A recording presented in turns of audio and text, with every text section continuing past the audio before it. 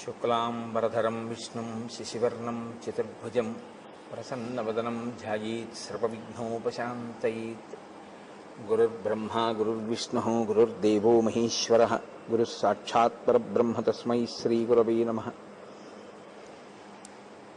వ్యాసాయ విష్ణురూపాయ వ్యాసరూపాయ విష్ణవే నమో వై బ్రహ్మనిధయే వాసిష్ఠాయ నమో నమః. కూజంతం రామ రామేతి మధురం మధురాక్షరం ఆరుహ్య కవితాశాఖాం వందే వాల్మీకికోకిలం. శ్రుతిస్మృతిపురాణానాం ఆలయం కరుణాలయం నమామి భగవత్పాదశంకరం లోకశంకరం. వాగర్ధావివ సంపృక్తౌ వాగర్ధప్రతిపత్తయే జగతః పితరౌ వందే పార్వతీపరమేశ్వరౌ. సూక్తిం సమగ్రయతున స్వయమేవ లక్ష్మీః శ్రీరంగరాజమహిషీమధురైః వైదగ్ధ్యవర్ణగుణగుంభనగౌరవైర్యాం కండూలకర్ణకుహరాः కవయోధయంతి. హైమోర్ధ్వపుండ్రమజహన్మకుటం సునాసం మందస్మితం మకరకుండలచారుకండం బింబాధరం బహుళదీర్ఘకృపాకటాక్షం శ్రీవేంకటేశముఖమాత్మని సన్నిధత్తాం.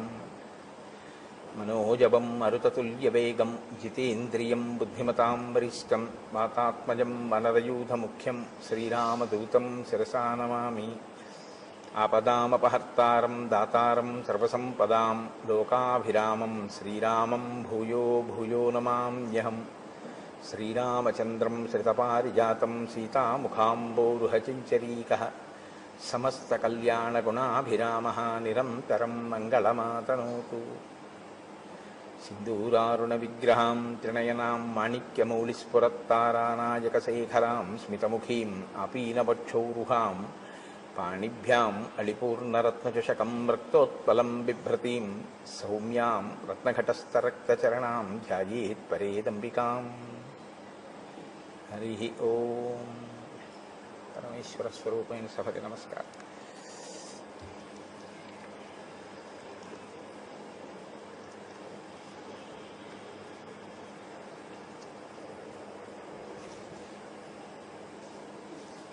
రాజ్యాభిషేకాన్ని పొంది రామచంద్రమూర్తి చేత అనుగ్రహింపబడి తాను జీవితంలో మళ్ళీ పొందలేను అనుకున్న సుఖాల్ని తిరిగి పొంది ఆ సంతోషంతో కాలం గడుపుతున్నటువంటి సుగ్రీవుడు రామచంద్రమూర్తికి మాట ఇచ్చిన ప్రకారంగా 4 నెలలు గడిచిపోయిన తరువాత సీతమ్మ తల్లి అన్వేషణ కొరకు ప్రయత్నించవలసిన వాడు దాని యందు తదేక దృష్టితో ఆ కార్యం మీద ప్రణాళిక రచన చెయ్యడంలో విఫలమయ్యాడు.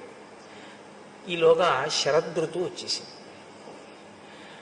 సమృద్ధార్థంచ సుగ్రీవం మందధర్మార్థ సంగ్రహం అత్యర్థం అసతాం మార్గం ఏకాంతగత మానసం. ఈ శ్లోకాలు సుగ్రీవుణ్ణి ఉద్దేశించి చెప్తున్నట్లుగా ఉంటాయి. కానీ యథార్థానికి సమస్త జీవకోటి యొక్క పరిణామ క్రమంలో జరిగేటటువంటి ఒక పెద్ద దోషాన్ని ఆవిష్కరిస్తూ ఉంటాయి. అది చిట్ట చివర తీర్పు ఎక్కడుంటుంది అన్న దగ్గర నేను దాన్ని స్పృశించే ప్రయత్నం చేస్తాను. ప్రతి చోట ఆ విషయాన్ని ప్రస్తావన చేయకుండా చిట్ట చివర దీని ముగింపులో దీని సందేశం ఏమిటి అన్నది నేను మీకు ఆవిష్కరించే ప్రయత్నం చేస్తాను. మహర్షి అంటారు, పొందవలసినటువంటి రాజ్యాన్ని పొందినటువంటి వాడై ధర్మము అర్థము ఈ రెండిటినీ పట్టుకోవడంలో విఫలమై ధర్మార్థములను పరిత్యజించినటువంటి వాడై నిరంతరము ఏకాంతమైనటువంటి సుఖమును కోరుకుంటున్నవాడై, అనగా స్త్రీ సంబంధమైన కామోపభోగమునందు అనురక్తిలో తలమునకలవుతూ, అసతాం మార్గం అంటే సత్పురుషులు అనుసరించినటువంటి మార్గమునందు సుగ్రీవుడు ఉన్నాడు. ఇప్పుడు సత్పురుషులు అనుసరించని మార్గంలో సుగ్రీవుడు ఉన్నాడు అంటే ఆయన ధర్మమునందు వైక్లభ్యం లేదు. ఆయన ఏదో వాలి చేసిన పొరపాటు లాంటి పొరపాట్లు చేశాడు అని కాదు, కానీ పురుషార్థములను సమన్వయం చేసుకోవడంలో పొరపాటు పడ్డాడు. సరే, మీరు వింటారు కదా దాని ఎందుకు మహర్షి అలా మాట్లాడతారు అన్నదాన్ని మీరు గమనిద్దురు. గాని నిర్వృత్త కార్యం సిద్ధార్థం ప్రమదాభిరతం సదా ప్రాప్తవంతం అభిప్రేతాన్ సర్వానేవ మనోరథాన్. ఆయన నిరంతరము కూడా భార్యల యందు అనురక్తి కలిగినటువంటి వాడై సిద్ధార్థం, ఏది తాను పొందాలనుకున్నాడో దాన్ని పొందడం చేత కలిగినటువంటి అతిశయము వలన, ఆ మీదుమిక్కిలిగా ఉన్నటువంటి ఆ సంతోషము చేత అతను ఇతర విషయములన్నింటినీ కూడా విడిచిపెట్టేశాడు. స్వాంచ పత్నీం అభిప్రేతాం తారాంచాపి సమీప్సితాం విహరంతం అహోరాత్రం కృతార్థం విగతజ్వరం. ఆయన తన భార్య అయినటువంటి రుమని పొందాలి అని చాలా కాలంగా అపేక్షిస్తున్నాడు. ఇవాళ వాలి వధ తర్వాత తన భార్యని తాను పొందగలిగాడు. ఇప్పుడు రుమతో పాటుగా వాలి భార్య అయినటువంటి తార కూడా సుగ్రీవుణ్ణే ఆశ్రయించి సుగ్రీవుడి భార్యగా ఆమె మసలుతోంది. నేను మీతో మనవి చేశాను ఈ విషయం. భర్త మరణించిన తరువాత సంధ్యావందనం చేసేటటువంటి అలవాటు ఉన్న వానర జాతిలో ఉన్న స్త్రీ ఆమె కోరుకుంటే ఆయన అన్నదమ్ముల్లో ఎవరినైనా పతిగా స్వీకరించవచ్చు. కాబట్టి ఇప్పుడు తార మళ్ళీ సుగ్రీవుణ్ణి భర్తగా స్వీకరించింది. కాతే కాంతా కస్తే పుత్ర సంసారోయమతీవ విచిత్ర కస్యత్వం తత్కుతయాయాత తత్వం చింతయ తదీయభ్రాత. శంకర భగవత్పాదులు అందుకే అంటారు, ఎవరు భార్య, ఎవరు బిడ్డలు, ఎవరు నువ్వు, ఎవరి కోసం ఎవరు. ఏదో కొద్ది రోజులు ఆ బాధ, ఆ శోకం, ఆ తర్వాత ఎవరి గొడవ వాళ్ళది. 11వ రోజు వచ్చేటప్పటికీ ఆస్తుల పంపకాల దగ్గర గొడవలు, వెళ్ళిపోయిన వాడిని తిట్టడం అన్ని చోట్ల సామాన్యమైనటువంటి విషయం. బీరువాలు తీయడం, తీసిన తర్వాత ఇదే ఈ నుంచింది అని దెబ్బలాడడం ఇన్ని చోట్ల చూడటం లేదు. కాబట్టి స్వాంచ ఆయన తార కూడా తనతో కూడినటువంటి కారణం చేత చాలా సంతోషంగా, అసలు అహోరాత్రం అంటే రాత్రి పగలు కూడా వేరొక వ్యవహారం అనేటటువంటిది ఏదీ లేకుండా స్త్రీ సుఖమును అపేక్షిస్తూ స్త్రీ సుఖమును పొందుతూ ఆయన తన జీవితాన్ని తాను సంతోషం అనుకుని గడిపేస్తున్నాడు.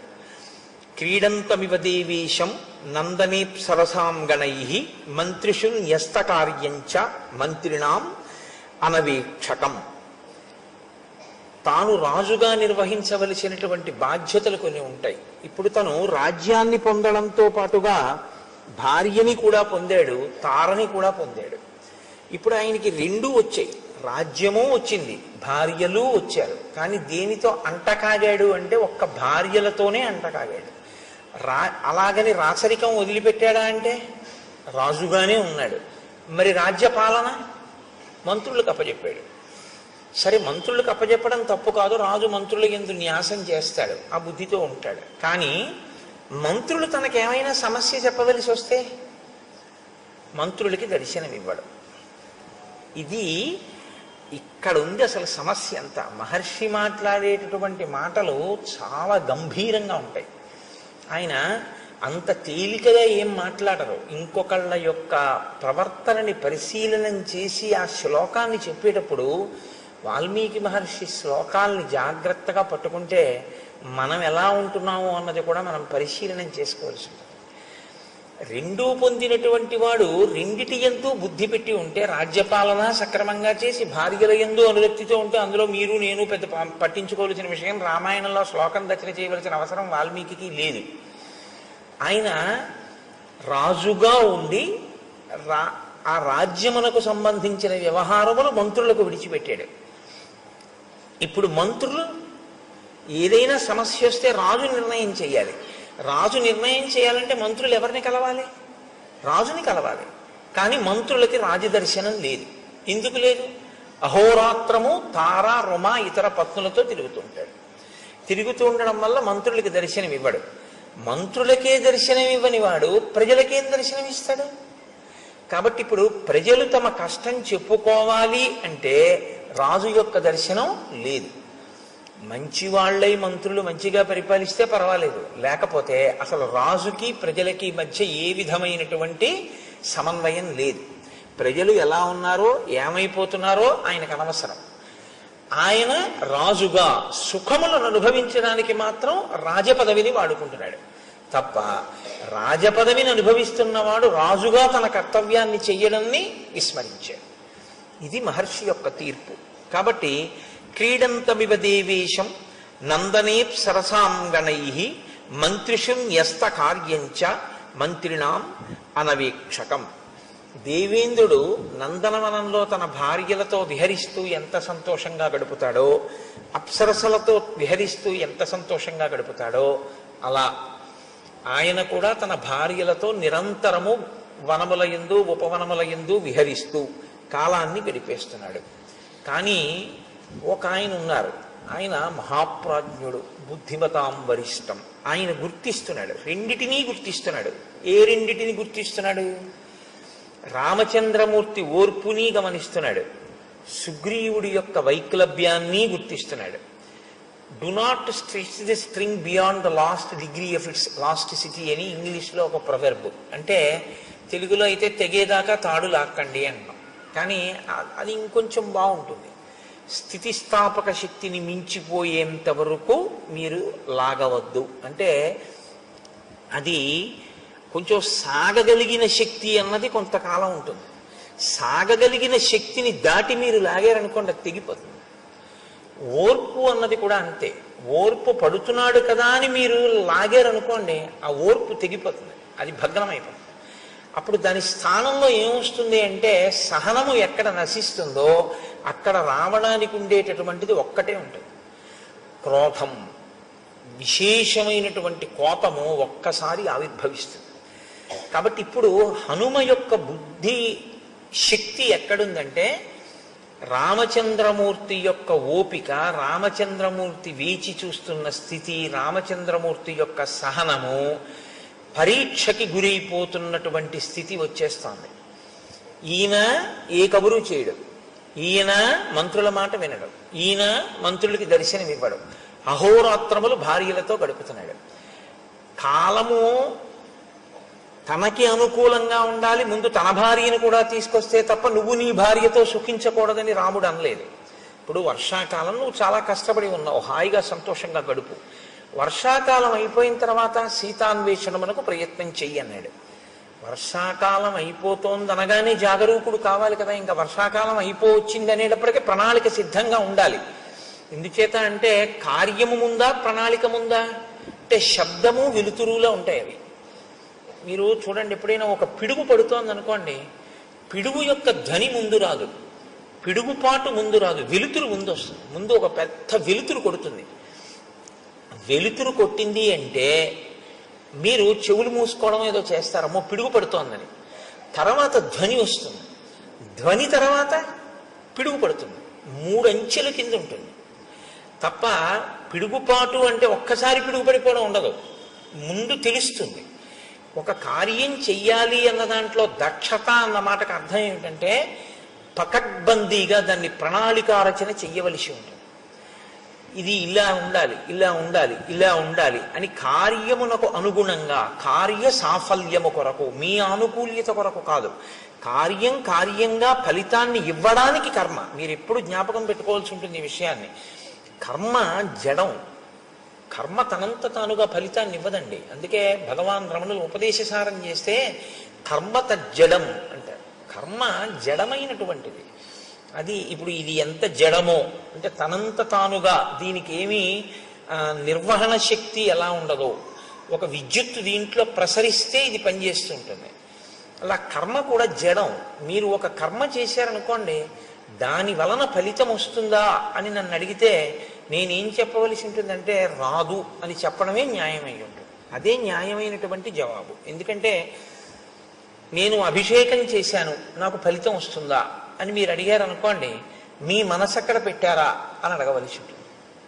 మీరు కేవలంగా ఓ నీళ్లు పోయడమో ఓ పాలు పోయడమో చేసినంత మాత్రం చేత మీకు దాని వలన ఫలితం ఏం వచ్చేది. కానీ ఏదో హీనపక్షంలో మీరు ఒక కార్యం చేశారు కాబట్టి, ఏదో అభిషేకం చేశాననేటటువంటి నటన యందు కూర్చున్నాడు కాబట్టి ఏదో కొంత ప్రయోజనం సిద్ధించవచ్చు. కానీ అభిషేక ప్రయోజనం ఎప్పుడు సిద్ధిస్తుందంటే, మీరు భక్తితో మీ మనస్సుని అక్కడ పెట్టినప్పుడు. మీ మనస్సుని అక్కడ పెట్టినప్పుడు ఒక్కొక్కసారి ఏమవుతుందంటే పదార్థముల అవసరం ఉండదు, కర్మ అవసరం ఉండదు. కర్మ మనసు చేసేస్తుంది, మనసుకు ఆ శక్తి ఉంది. అందుకే దానికి స్వప్న వస్తుంది. మనసుకున్న బలం, మనసుకున్న బలహీనత రెండు ఒకటే బలహీనత, అదే బలం. మనసుకి ఏది బలహీనతో దాన్ని మీరు బలంగా మార్చగలిగితే మీరు ధన్యులు. మనసుకి ఏది బలమో దాన్ని మీరు బలహీనతగా మార్చుకుంటే మనం అధములం, అంతే తేడా. నీ మాట స్పష్టంగా లేదు అంటారు మీరు, నాకు తెలుసు. మీరు ఒక కర్మ చేస్తున్నారనుకోండి, ఆ కర్మ చేసే ముందు దాని యందు శ్రద్ధ అంటే భక్తి, అది ఎందుకు చేస్తున్నాం మనం అన్న విషయం మీద కొంత అవగాహన ఉండాలి. అది దీని కొరకు ఉద్దేశింపబడింది అన్నప్పుడు ఆ కోణంలోనే మీరు దాన్ని చేయవలసి ఉంటుంది తప్ప ఏదో కర్మని కర్మగా చేశారనుకోండి. అన్నవరం సత్యనారాయణ స్వామి వారి వ్రతం 116 గంటలు కూర్చుని చేశాయనుకోండి, మీరు 116 మందిని త్రికరణ శుద్ధిగా చెప్పండి ఎందుకు చేశారు అని అడిగారు అనుకోండి. మేమందరం మా అమ్మాయి పెళ్లి కోసం చేశాం అన్నారు అనుకోండి, ఇప్పుడు చెయ్యకుండా చూస్తున్న ఆయన కూతురు పెళ్లి సెటిల్ అవ్వచ్చు. అదేమిటండి అని మీరు అడగచ్చు. ఈయన నవగ్రహ మంటపాన్ని ఆవాహన చేస్తూ సెల్ ఫోన్ మాట్లాడతాడు. ఇంకేమి పూజ అది? అది వ్రతం కాదు, అది వ్రతభంగం. వ్రతముల్ చేయుచునొక్కమారైన యవ్వారిన్ విచారించినన్ వ్రతభంగంబులు మానునట్టి వరదున్ వామాక్షు లిక్షించియున్ గత చేలా ప్లవనంబు నీడు వ్రతభంగంబంచు పాలతటన్యస్తకరబ్జలై సరసలీలను రొక్కిరట్లందరూ అంటారు పోతన గారు కాత్యాయని వ్రతం గురించి మాట్లాడుతూ. ఎవరు మనసు తీసుకెళ్లి అక్కడ పెట్టాడో వాడికి పదార్థము యొక్క అవసరం లేకుండా వాడు సృజించగలడు. స్వప్నం అందుకే కదండి వచ్చింది. స్వప్నంలో మీ శరీరం ఏమీ వెళ్ళదు, మీ కళ్ళేమీ చూడవు, మీరేం వెళ్ళరు. కానీ స్వప్నావస్థ మీరు జాగృతి యందు ఎలా ఉన్నారు అన్నదానికి ఒక రుజువు. మీరు నిజంగా జాగృతులు అంటే మీ ఇంద్రియములు తెలివిగా ఉండగా, మీ ఇంద్రియములన్నీ ఆ వస్తువునే పట్టుకుని ఉంటే మనసు ఏం చేస్తుందో తెలుసా అండి? మీరు నిద్రపోయినప్పుడు మీ ఇంద్రియాలు ఏం పట్టుకున్నాయో దాన్ని మీకు చూపిస్తుంది, ఇంకొక దాన్ని చూపించదు. నేను రామాయణం మీద తదేక దృష్టితో ఉండి రామాయణం చెప్తున్నాను అనుకోండి, నాకు రాత్రి కల ఏం రావాలంటే సీతారాముల యొక్క పాదార్చన నేను చేస్తున్నట్టు కల వస్తే నేను చెప్పిన రామాయణానికి నేను సిద్ధి పొందుతున్నాను అని గుర్తు. ఎందుకని? నాకు నిజంగా రామాయణం చెప్పేటప్పుడు ఆ సీతారాముల మీద అంత భక్తి విశ్వాసాలతో నా మనసు పొంగిపోయినది నిజమైతే, నేను రామాయణం చదువుకునేటప్పుడు అంత భక్తితో అంత ప్రీతితో నేను చదువుకుని నాకు ఎప్పుడూ ఆ రాముడే ఆ సీతమ్మే జ్ఞాపకానికి వస్తే నా కలలో మనసు ఏం చేస్తుందంటే, ఈ కన్ను చూడనిది, ఈ చెవి విననిది, ఈ చెయ్యి ముట్టుకోవడానికి పక్కన లేని తులసి దళాల్ని తీసుకొచ్చి సీతారాముల పాదములను రాత్రి నా కన్నుల ముందుంచుతుంది. కదలని ఈ చెయ్యి కదిలి, కదలని అంటే బాహ్యంలో కదలని చెయ్యి ఆంతరమునందు కదిలి అక్కడ లేని తులసి దళాల్ని తీసి ఆయన పాదముల మీద వేస్తుంది. అలా వేసింది అంటే ఖచ్చితంగా నువ్వు రామానుగ్రహాన్ని పొందుతున్నావు అని గుర్తు. ఎప్పుడు పొందింది అలాగా? ఓ కళా నువ్వు రా, నాకు సీతారాముల కల్లోకి రావాలి, నేను కల్లో సీతారాముల పాదాల మీద తులసి దళాలు వెయ్యాలని మీరు సంకల్పం చేసి పడుకోండి, వస్తుందేమో? రాదు. మీరు దేన్ని చూశారో ఎక్కువ మీ బుద్ధి దేని మీద ఉందో దాన్ని పట్టుకుంటుంది మనసు. పట్టుకుని దాన్ని సృష్టిస్తుంది, కల్లో సృష్టించి తీసుకొస్తుంది. తీసుకురావడం కూడా ఎలా తీసుకొస్తుందో తెలుసా అండి? మనసుకున్న చాలా గొప్ప బలం అదే. క్షేత్రాన్ని సృష్టించేస్తుంది. మీరు క్షేత్రానికి వెళ్ళక్కర్లేదు, క్షేత్రాన్ని మీలోకి తెస్తుంది. జాగృతిలో మీరు క్షేత్రంలోకి ఎడతారు. మీరు బాగా పట్టుకోవాలి అంటే, ఇప్పుడు నేను జాగృతిలో ఉన్నాను అనుకోండి, నేను లేచి ఉన్నాను అంటే నా ఇంద్రియములు లేచి ఉన్నాయి, నా కళ్ళు చూస్తున్నాయి, నా చెవులు వింటున్నాయి, నా స్పర్శ తెలుస్తోంది. దీన్ని జాగృతి అంటారు. జాగృతిలో నేను అంటే ఇంద్రియములతో శరీరముతో క్షేత్రంలోకి ఎడతాను. మీకు ఉదాహరణ చెప్పాలంటే, ఇవాళ సోమవారం కదండి, ఇప్పుడు నేను ఇవాళ సాయంకాలం సోమవారం కాళహస్తి వెళ్దాం అనుకున్నాను అనుకోండి, కాళహస్తి క్షేత్రంలోకి నేను నా శరీరంతో ఇంద్రియాలతోటి పెడతాను. స్నానం చేసి ఏదో పంచి కట్టుకుని గుళ్ళోకి పెడతాను, మారేడు దళాలు అట్టుకుని వెళ్ళి నా మనసు మగ్నమైపోయింది అనుకోండి. మనసు యొక్క శక్తి ఏమిటో తెలుసా అండి? శ్రీకాళహస్తిని మీలోకి తీసుకొస్తుంది. మీరు శ్రీకాళహస్తిలోకి వెళ్ళడం జాగృతిలో, శ్రీకాళహస్తి మీలోకి రావడం స్వప్నంలో. దేని శక్తి చేత? మనస్సు యొక్క శక్తి చేత. మీరు ఇలా దేవాలయంలోకి వెళ్ళి ఎడం పక్కకి తిరిగి ఆ పెద్ద గణపతి మూర్తిని చూసి ఇలా 2 శూలాలు పెట్టినటువంటి చెంగల్వరాయ సన్నిధి అని ఆ సుబ్రహ్మణ్యుణ్ణి చూసి మెట్లు దిగి ఎడంచేతి పక్కన ఉన్నటువంటి దేవతామూర్తుల్ని చూస్తూ కుడి పక్కకి తిరిగి లోపలికెళ్ళి నవగ్రహ కవచం కట్టుకున్నటువంటి చతురస్రాకారపు పొడుగ్గా ఉన్నటువంటి పెద్ద శివలింగం పక్కన ప్రమిదిలో వెలుగుతున్నటువంటి దీపం గాలికి ఇలా కొట్టుకుంటుంటే అదే వాయులింగం అనుకుని అంతరాలయంలోకి వెళ్ళి చూస్తే గోడలో మహానుభావుడు ఆ భక్త కన్నప్ప ఉంటే, ఆహా కన్నప్ప నీ అదృష్టం కదయ్యా, నీ భక్తి ఇక్కడికి చేరావనుకుని మీరు మారేడు దళాలు పుచ్చుకొని దేవాలయం వెనక్కి తిరిగితే వెనక గోడ మీద ఆవిర్భావలింగం ఉంటుంది. అంటే శివలింగం ఉండి శివలింగం ఇలా కోసినట్టుగా ఉండి అందులోంచి శివుడు కనపడతాడు, తల కనపడదు, పాదాలు కనపడవు.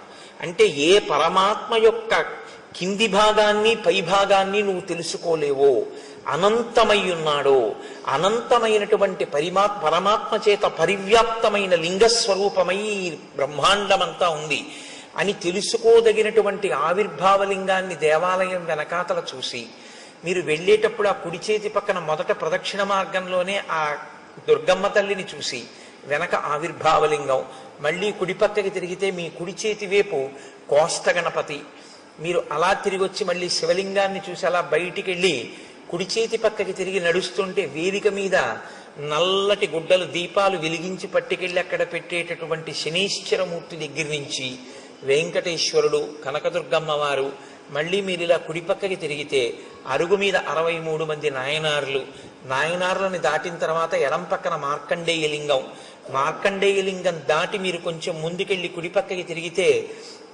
ఓ చిన్న గుడిలా ఉండి అందులో ఓ శివలింగం, మీకు అనురక్తి ఉంటే కసిని తుమ్మిపూలు మారేడు దళాలు పట్టుకెడితే మీ చేత్తో మీరు మార్కండేయ లింగం మీద శివలింగం మీద మీరు పూజ చేసుకోవచ్చు. శ్రీకాళహస్తిలో మీరు అక్కడ మెట్లు దిగి ఇలా కిందకి ఎదురుగుండా చూస్తే నిలబడి ఉన్నటువంటి జ్ఞానప్రసూనాంబ, పెద్ద కిరీటం, అమ్మవారి కిరీటంలో ఉన్నటువంటి పెద్ద మణి, ఆ తల్లి యొక్క స్వరూపం, ఆవిడ కట్టుకున్న చీర, ఇంత పెద్ద కుంకం చాలలు బొట్టు పెట్టుకున్నటువంటి వృద్ధ అర్చకుడు, ఆయన తీసుకెళ్లి అమ్మవారికి కుంకుమార్చన చేసి ఉండడం వల్ల ఆయన అరికాళ్ళు కూడా ఎర్రపడిపోయి అంచులు కూడా కుంకంతో ఎర్రబడి, ఆయన కూర్చున్నప్పుడు పృష్ఠభాగం పంచె ఉత్తరీయం కూడా కుంకం అంటుకుపోయి, ఆయన అరిచేతులన్నీ కుంకంతో ఉండి ఆయన నీరాజనం తీసుకొచ్చి మీకు ఇస్తే మీరు నీరాజనం తీసుకుని పువ్వులు తీసుకుని అమ్మవారి ఆలయానికి ఇలా ప్రదక్షిణం చేసి బయటికి వస్తూ ఉంటే అభిషేకం టిక్కెట్ ఉన్న వాళ్ళకి ఉత్తరీయాలు వేస్తున్నటువంటి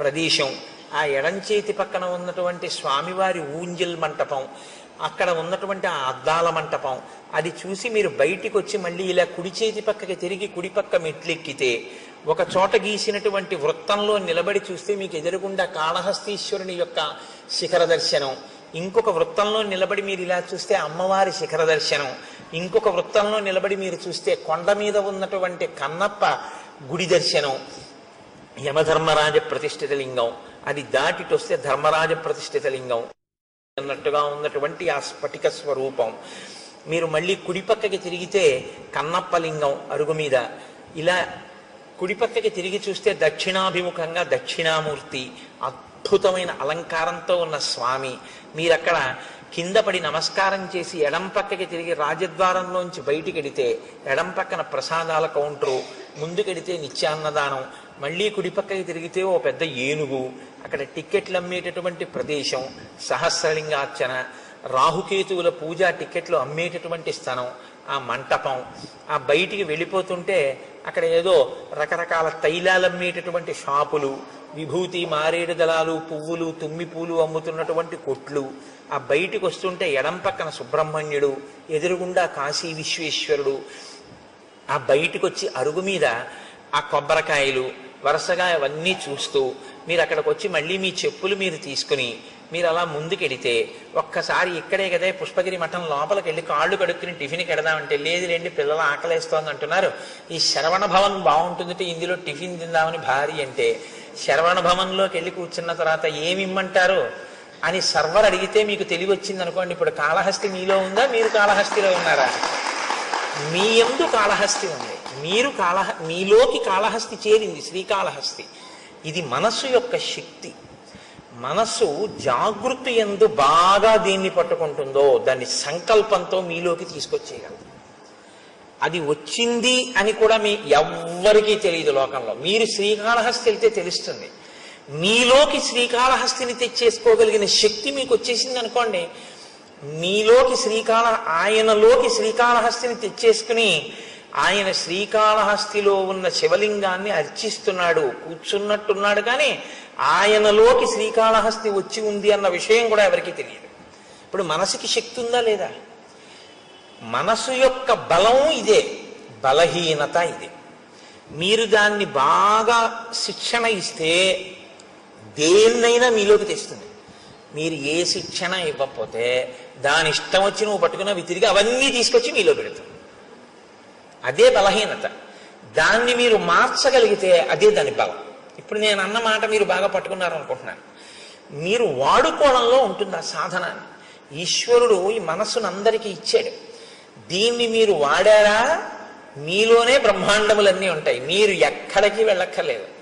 మార్నింగ్ వాక్ చేస్తూ మీరు అలా తిరుగుతూ మీరు ఇవాళ నేను 7 నదులలో స్నానం చేస్తానంటే చెయ్యొచ్చు. నేను ఇవాళ 7 క్షేత్రాలని చూస్తాననుకుంటే మార్నింగ్ వాక్ చేస్తూ మీరు 7 క్షేత్రాలని చూడొచ్చు. మీరు పైకి శరీరం తిరుగుతూ ఉంటుంది.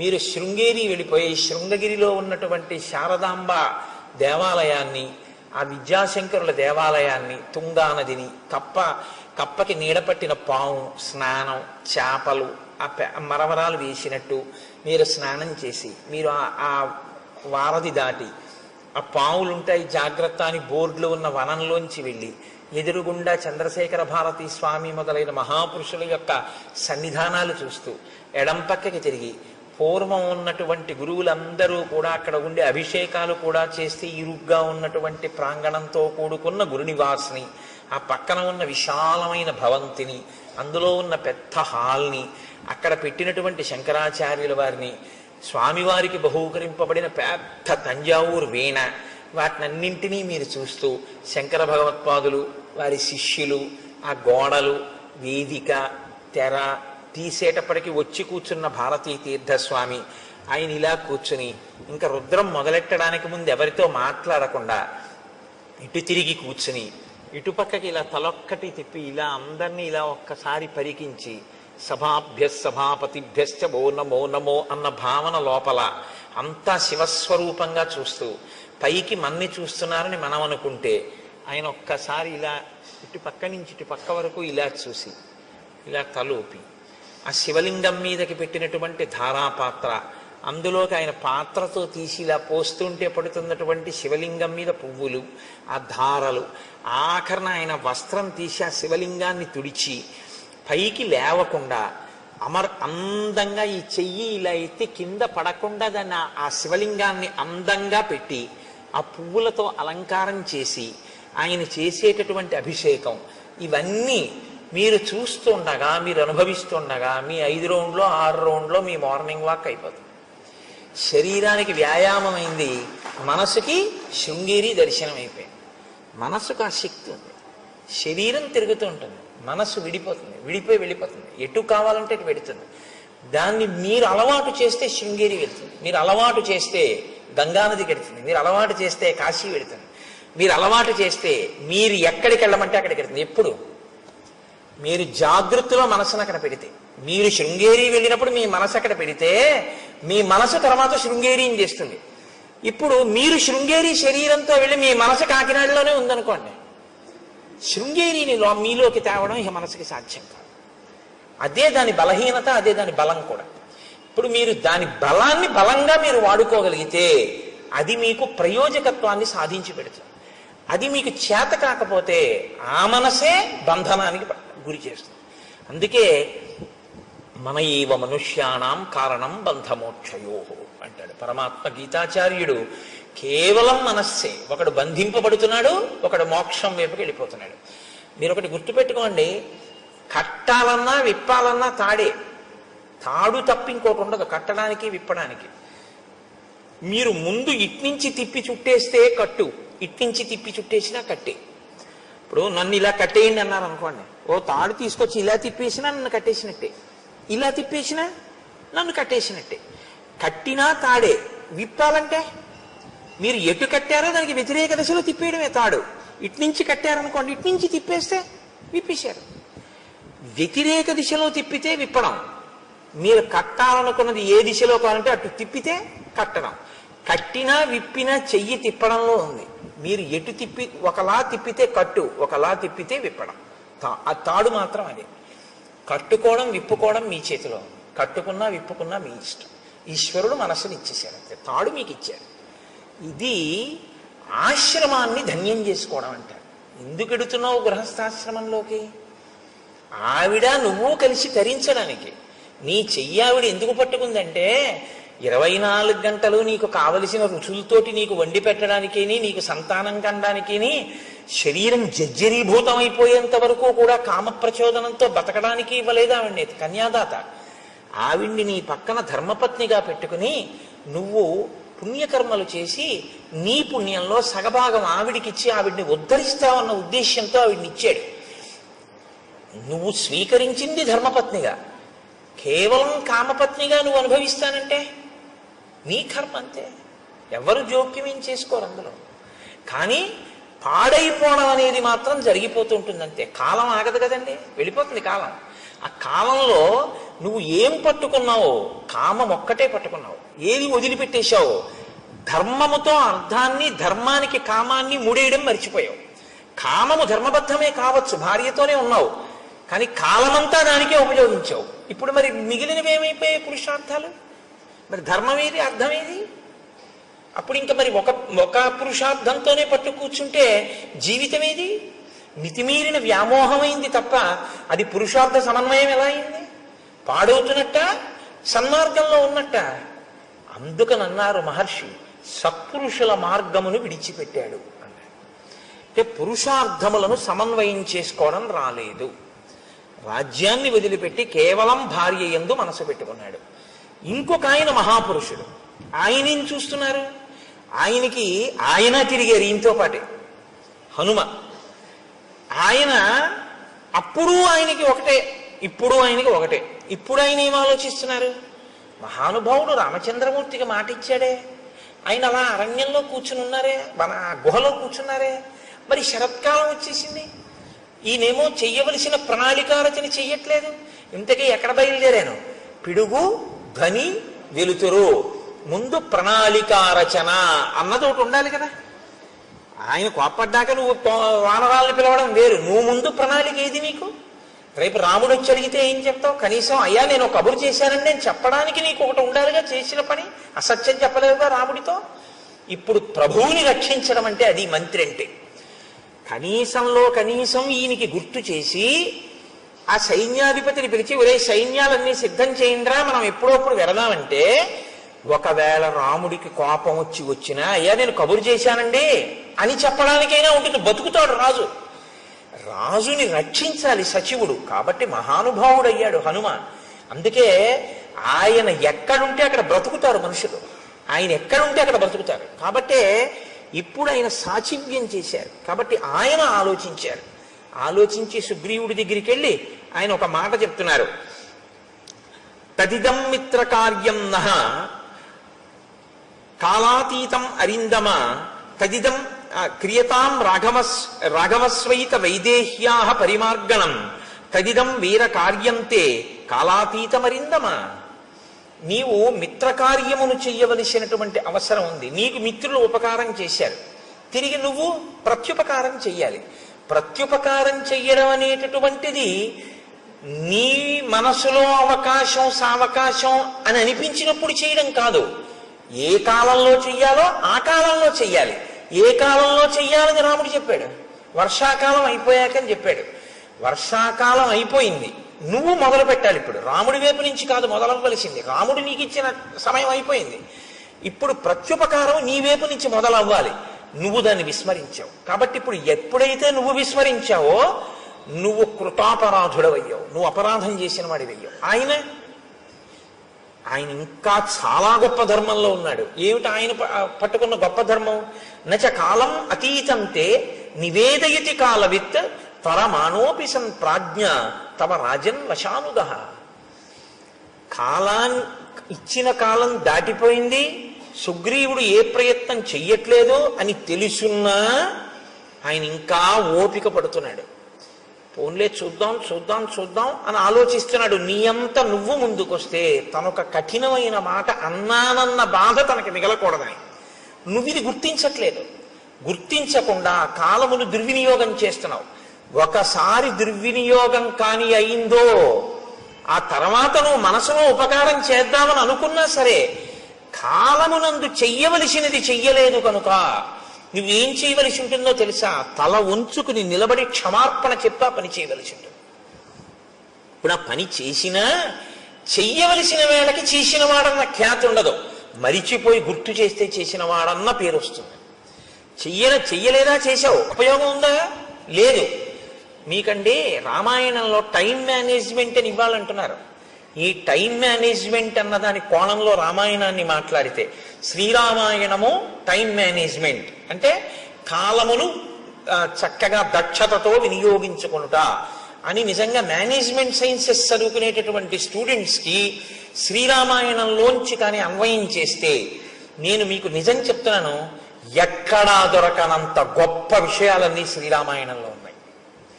ఎంత గొప్పగా మాట్లాడతాడో, ఎన్ని చోట్ల వస్తుందో.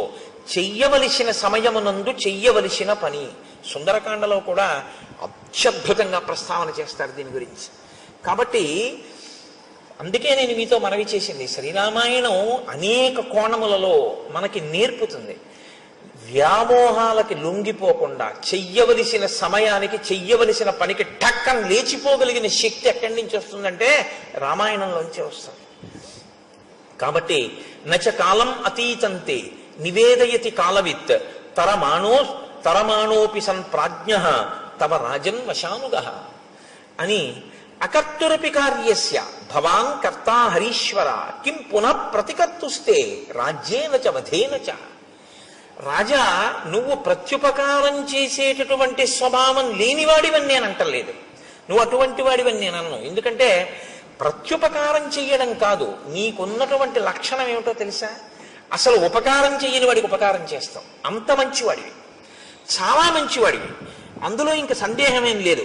భవాన్ కర్తా హరీశ్వర, ఓ వానరరాజా, నువ్వు అటువంటి ఉపకార బుద్ధి కలిగిన వాడివి. కానీ కిం పునః ప్రతికర్తుస్తే రాజ్యేనచ వధేనచ, రెండు గొప్ప కార్యములు నీకు చేశాడు రాముడు. ఒకటి రాజ్యం ఇచ్చాడు, రెండు రాజ్యం ఇవ్వడం కాదు, ఎవరు బతికుండగా నీకు అసలు రాజ్యము ప్రాణము భార్య ఈ మూడు సంశయాత్మకమో అటువంటి వాణ్ణి తన ప్రాణాలు పణంగా పెట్టి చంపాడు. వాలి ఇలా చూశాడు అనుకోండి, ఆయన వేగానికి హద్దు ఉందంటే ఇంకా అంటే రాముడు నిగ్రహించలేడా అన్నది పక్కన పెట్టండి, చాలా పెద్ద ప్రమాదకరమైన పరిస్థితి వచ్చేస్తుందా, వచ్చేదా. కాబట్టి తన ప్రాణములను పణంగా పెట్టి వాలిని వధించాడు. నువ్వేం చేస్తున్నావు? చెయ్యవలసిన సమయానికి చెయ్యవలసినటువంటి పని చెయ్యాలి. ఏమండి, నేను ప్రత్యుపకారం చెయ్యని వాడిని కాను, ఎవరో నాకు ఉపకారం చెయ్యని వాళ్ళకు కూడా వాళ్ళకి చేశాను, వీళ్ళకి చేశాను, వాళ్ళకి చేశానంటే నువ్వు నోరు ముయ్యవయ్యా. నీ ఈ రాజ్యం అసలు చేయడానికి ఎవడిచ్చాడు? ఆయనకి చెయ్యని దానికి మిగిలిన వాళ్ళకి చేస్తే ఎంత, చేయకపోతే ఎంత, అసలుది చేశావా అని అడుగుతాడు. ఏది ముఖ్యమో అది వదిలిపెట్టావు. ఏవి చిన్న చిన్నవి చేసినా చేయకపోయినా పర్వాలేదో అవి చేస్తున్నావు. ఏమిటి ఉపయోగం? కొన్ని వేళ పట్టున చేయవలసి ఉంటాయి, కొన్ని వేళ తప్పి చేసినా వచ్చే ప్రమాదం ఏమి ఉండదు. అవి వేళ పట్టున చేయవలసినవి వేళ పట్టున చేసేయాలి మీరు. దానికి మీరు ఇంక ఎంత ఖచ్చితంగా ఉండాలంటే అందులో ప్రత్యేకమైనటువంటి క్రమశిక్షణ ఉండాలి. ప్రత్యేకించి బ్రాహ్మీ ముహూర్తంలో అంటే ఉదయం వేళలో ఎంత త్వరగా వీలైతే అంత త్వరగా పూజామందిరంలోకి వెళ్ళిపోవాలి. పూజామందిరంలోకి వెళ్ళడానికి తను దానికి సిద్ధపడడానికి మధ్యలోకి ఎంతో అవసరమైతే తప్ప, అసలు తప్పించడానికి కుదరకపోతే తప్ప మీరు ఎట్టి పరిస్థితుల్లోనూ ఏ కార్యాన్ని దాని మధ్యలోకి రావడాన్ని మీరు అనుమతించకూడదు. ఉదయం లేవడము అంటే దేని కొరకు? పూజామందిరంలోకి వెళ్ళిపోవడం కొరకే. దానికి దీనికి మధ్యలోకి ఏదీ రావడానికి వీల్లేదు. అది భక్తిరస సంబంధమైన టీవీలో కార్యక్రమమే కావచ్చు, రావడానికి వీల్లేదు. మీ కాయిక కైంకర్యం ఏమైపోయింది మీ సింహాసనం దగ్గర?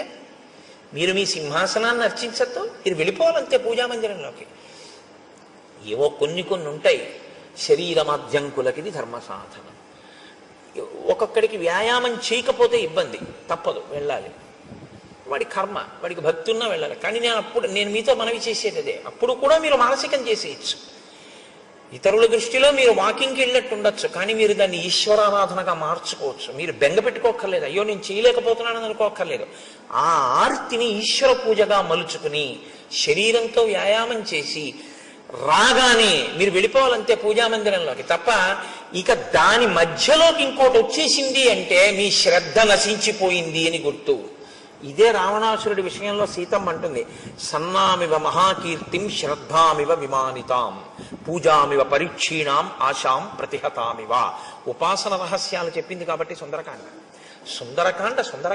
శ్రీరామాయణంలో అది ఇంకా జీవధార. సుందరకాండ వచ్చేస్తోందిగా ఇంకెంత 2-3 రోజులు. కాబట్టి హనుమ మాట్లాడడం అంటేనండి శ్రీరామాయణంలో అలా ఉంటుంది. ఆయన మహానుభావుడు. ఆయన ఎక్కడైనా మాట్లాడితే మీరు చాలా జాగ్రత్తగా దృష్టి పెట్టి ఆ విషయాన్ని జాగ్రత్తగా చదవవలసి ఉంటుంది. చదివి ఇది నా జీవితంలో అన్వయం చేసుకునేటప్పుడు ఎక్కడ వస్తోంది పొరపాటు, దీన్ని నేను ఎక్కడ దిద్దుకోవలసి ఉంటుంది అన్నది మీరు ఆలోచించుకుని మీరు వెంటనే మీ జీవితంలోకి సమన్వయం చేసుకోవడంలో కృతకృత్యులు కావాలి. అప్పుడు రామాయణం మీకు ఉపయుక్తం అవుతుంది. కాబట్టి రాజా నువ్వు తొందరపడవలసి ఉంటుంది. ఉండి వెంటనే రాముడికి ప్రత్యుపకారం చెయ్యి. ఇప్పుడు హనుమ చెప్పిన మాట అంటే వింటాడు. వినడం సుగ్రీవుడి లక్షణం, వినకపోవడం రావణాసురుడి లక్షణం. తప్పు చేయడం తప్పు కాదు, వినగలిగినటువంటి ప్రజ్ఞ ఉంటే బయటికి వస్తాడు, పర్వాలేదు. కాబట్టి ఇప్పుడు ఆయన వెంటనే నీలుణ్ణి పిలిచాడు.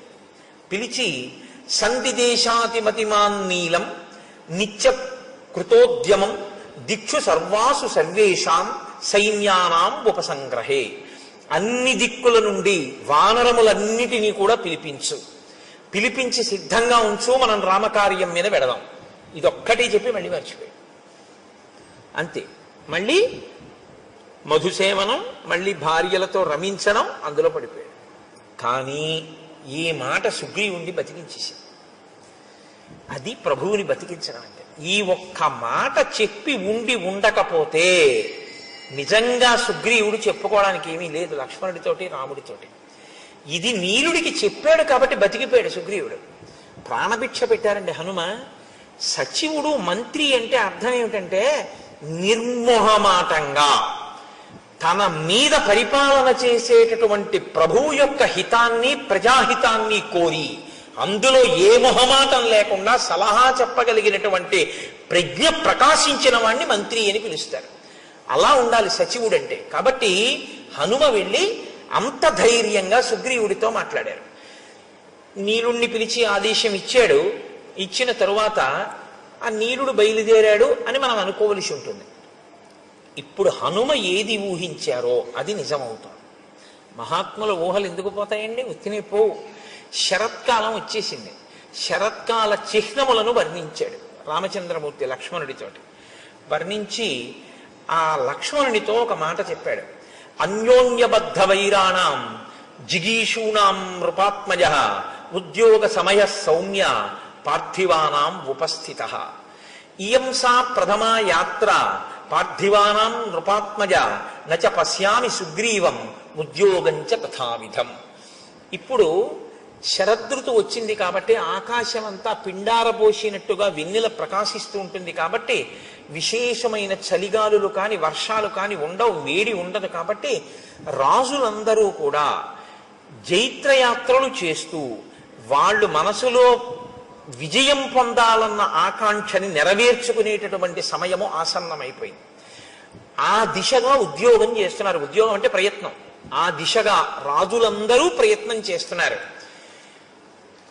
నేను కూడా సీతమ్మ యొక్క ఎడబాటు వలన కలిగినటువంటి శోకము నుండి బయటికి రావడం కొరకు రావణాసురుని మీద యుద్ధానికి వెళ్ళవలసి ఉంది. కానీ ఎవరు నాకు ఇందులో తోడ్పడాలో ఆ తోడ్పడవలసినటువంటి ప్రధానమైన వ్యక్తి అయిన సుగ్రీవుడు మాత్రం అసలు దీని గురించి పట్టించుకున్నట్లు లేదు, విస్మరించాడు. అసలు ఇటువంటి ప్రయత్నం ఒకటి చెయ్యాలి అన్న ఆలోచన ముందు ఎవరికి రావాలో, ఇప్పుడు ఎవరికి వస్తే తప్ప కదలదో ఆయనకి రాలేదు. అంటే రాముడు ఒక్కడు చేయలేడా అండి? నరుడి కథగా మీరు వినండి. నేను మీతో తరచూ మనవి చేస్తున్నాను. ఇప్పుడు ఈ ఆక్రోశంలోంచి ఏ మాట వస్తుందో అదే వస్తుంది.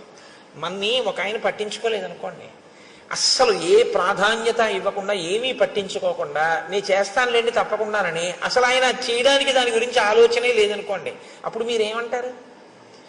అవును, నా గురించి ఎందుకు పట్టించుకుంటాడు, ఇప్పుడు నా అవసరం ఏం లేదుగా, ఇప్పుడు నా పని ఆయనకి ఏం లేదు, నన్ను చేతకానివాడు అనుకుంటున్నాడు, నేనేం చేయలేను అనుకుంటున్నాడు, అందుకని ఇప్పుడు నా గురించి అసలు ఆలోచన ఎందుకు చేస్తాడు?